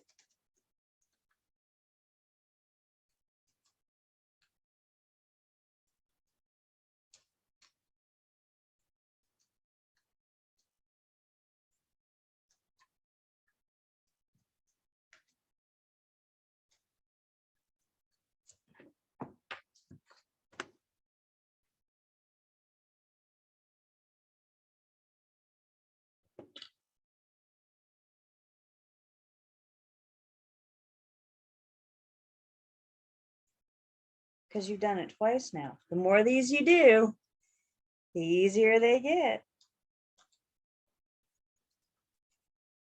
Do I need to say it? Practice, practice, practice, practice, practice.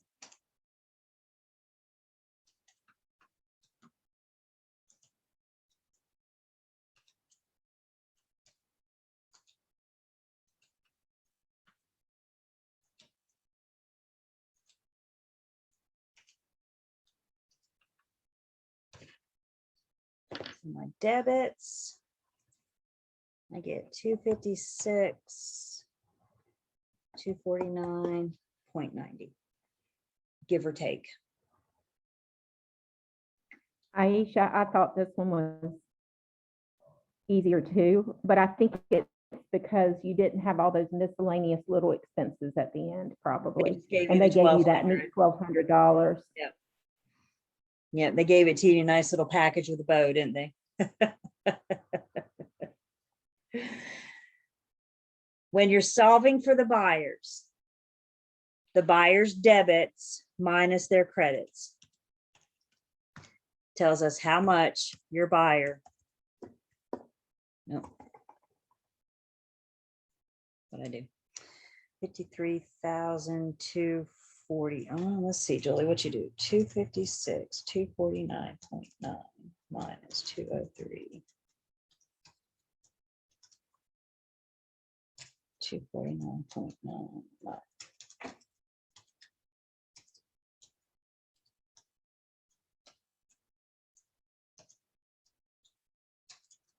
not doing something right. 249.9 minus 03. $53,249.90. How much does your buyer have to bring to closing? $53,249.90. You will see examples for the seller in your practice. Remember what your test is going to ask you. So I think it's good to understand how the sellers work. For the sellers, you're going to do the same thing. You're going to have debits and credits. Now you have the mentality of the seller, right? And in the end, instead of doing debits minus credits for the seller, you're going to do credits minus debits, because the seller doesn't owe as much as the buyer, right? We want their credits to be more so they can get money back. So for the seller, the credits minus debits tells us how much is my seller going to get from closing. So let me ask you guys this. Can the debits in the case of the seller be more than the credits? Can the debits be more than the credits? Yeah. And that's when the seller has to bring money to closing. They owe more than what the property's worth. So when we say for the seller, credits minus debits tells them how much they have to hopefully bring to closing. But if their debits are bigger than their credits, they got to bring. I'm sorry, they owe. Yeah. Is there a possibility they might list liens or something like that against the seller, like into the problem where you have to credit? I mean, I guess anything's possible, but they're going to have to give you the number. So all of the seller's liens are debit, right? Anything, because they got to pay off all those liens in order to convey the deed. Perfect. But you said we most likely have, like, it's always pretty much going to be the buyer that we're working on. For my test, yeah, for my test, it's going to ask you how much does the buyer have to bring to closing. For the state exam, I'm about 98% sure it's going to ask you how much does the buyer have to bring to closing. I've never had anybody call me after the fact and say they asked about the seller. What we need to worry about with the seller is seller net. And that's what we did back in Unit 8. That's what the syllabus tells us to worry about, seller net. That takes us back to Unit 8 math. That's much better. Thank you. Because when I saw it last night, I was like, okay, Yeah. never mind, bye. Again, we try to make things harder than what they are. We look at this and we say, oh my gosh, it's got to be so good. But really, you guys, all you're doing, you're taking this word problem right here and you're putting it into debits, and credits. I'm taking this information and I'm putting it in one of two categories. And how do I know where it goes? Pages 561 and 562. I promise you guys, that's, once you know what's a debit to whom, credit to whom, that's your formula, if you will. That's the battle. The only reason I choose to separate it so I can know, you know, I'm a nice, neat row and column kind of gal, right? I like a little bit of organization. My ducks they're pretty straight. One gets off every once in a while and I kind of scoot them back, but for the most part, I like rows and columns. And so this helps me see these are every single one of my credits. And this helps me see these are every single one of my debits. So we know the thing we don't like about math is the word problem, right? We don't like to read math. So what this does, it allows me to take this information and put it in a nice, neat row and column. So now I can see all the credits and all the debits. And for the buyer, debits minus credits tells us how much they'll have to bring to closing. I guess what it screwed me up last night was like, okay, where am I supposed to put everything, like the taxes, that, you know, like I thought that I needed to put like Yep. a separate. Yep. Like, what? Yep. This is crazy. Okay. And you know, with taxes, it depends, right? It's either going to be debit to the buyer or credit to the buyer. So we have to Right. figure that out. Yep. Mhm. Good. Nap Okay. time. Good. That's much. All right. Thank you for bringing her to class at the end there. It was nice to to meet her. All right. So, All right. so you guys, you got your prep. Can I erase? Everybody good? Everybody have it? Mhm. Okay. So I'm glad. Thank you for, I don't remember who, but thank you. Somebody asked if we could stay after and do this. So I'm glad we did. And you know, go back through and do these two again, right? If you get stuck, you got the recording. And then once you do these two again, and you know, here's the answer key. So the answer key is spelled out pretty Mhm. much the same way. It's got the debits and the credits. And then you need to go off and try some on your own. Mini CD4, mini CD5, the math workbook down here obviously has closing disclosure math. You got them in unit 21 is where this is. So get you that practice. Absolutely. Yep. And we'll see you guys tomorrow. All right. Good night, y'all. Pay the taxes. Is it still a debit? If the seller didn't pay, right? Seller did not pay. So you read the problem and it says the taxes are unpaid. Let's just see what that means. Taxes are unpaid. We're going to go to closing today. If we go to closing today, have taxes been paid? Mm-mm. No, why? Because the bill has not come out yet. Bill hadn't even come out yet, right? Bill comes out in September. So if we're going to closing today, the best thing we have to do is rely on 2021 taxes. That's the only thing I have to rely on because I don't know what 2022 taxes are yet. The bill hasn't come out.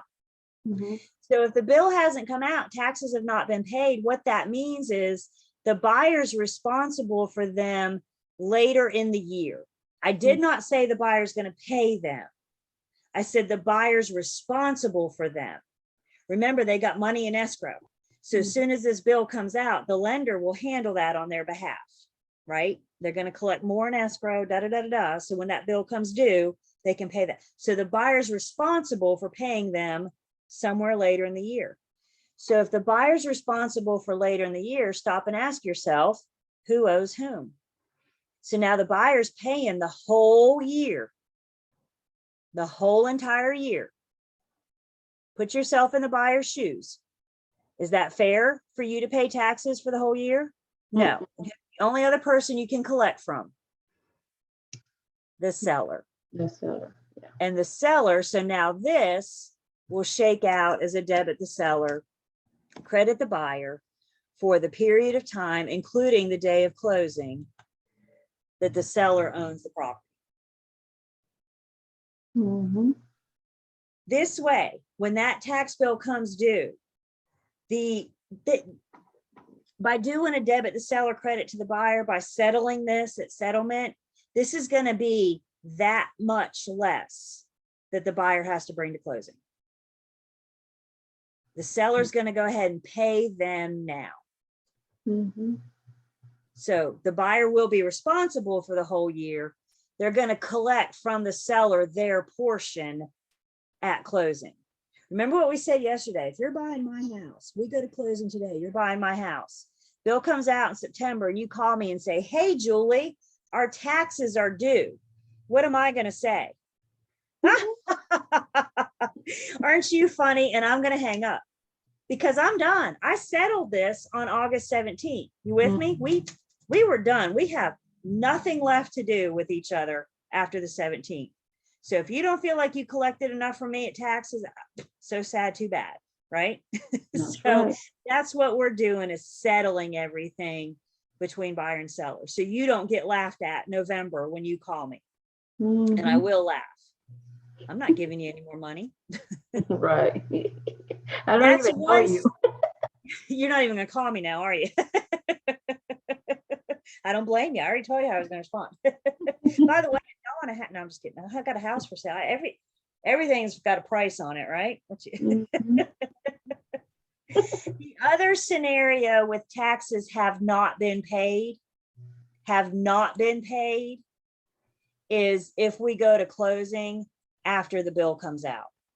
So Mhm. now let's pretend that we go to closing on October, pick a date, October 26th. Still, the taxes have not been paid, but instead of doing a proration, a true proration is a debit to one party and a credit to the other. Mhm. But since the bill has come out and we know exactly how much that bill is, this is when we do the double debit. The seller pays taxes for their portion.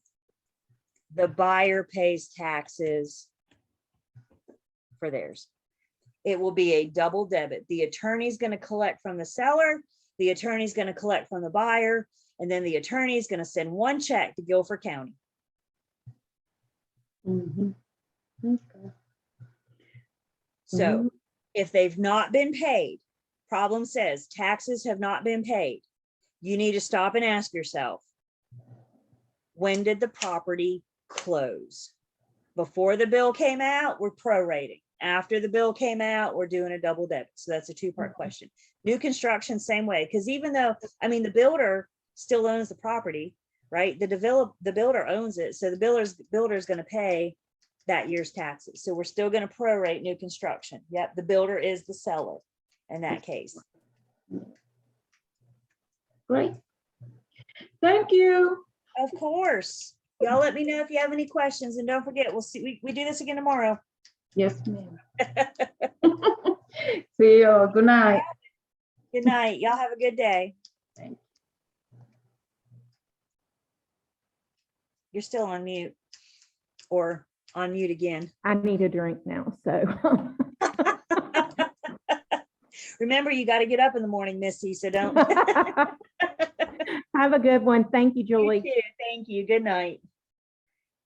Let's see, tutoring. One-on-one, I considering tutoring your time. I talk a lot during class, and I'm aware of that. So during tutoring, that's your time. What specific questions do you have? What specific topics do you want to go over? I do tutoring now via Zoom. So we'll just log on like we always do. It'd just be me and you.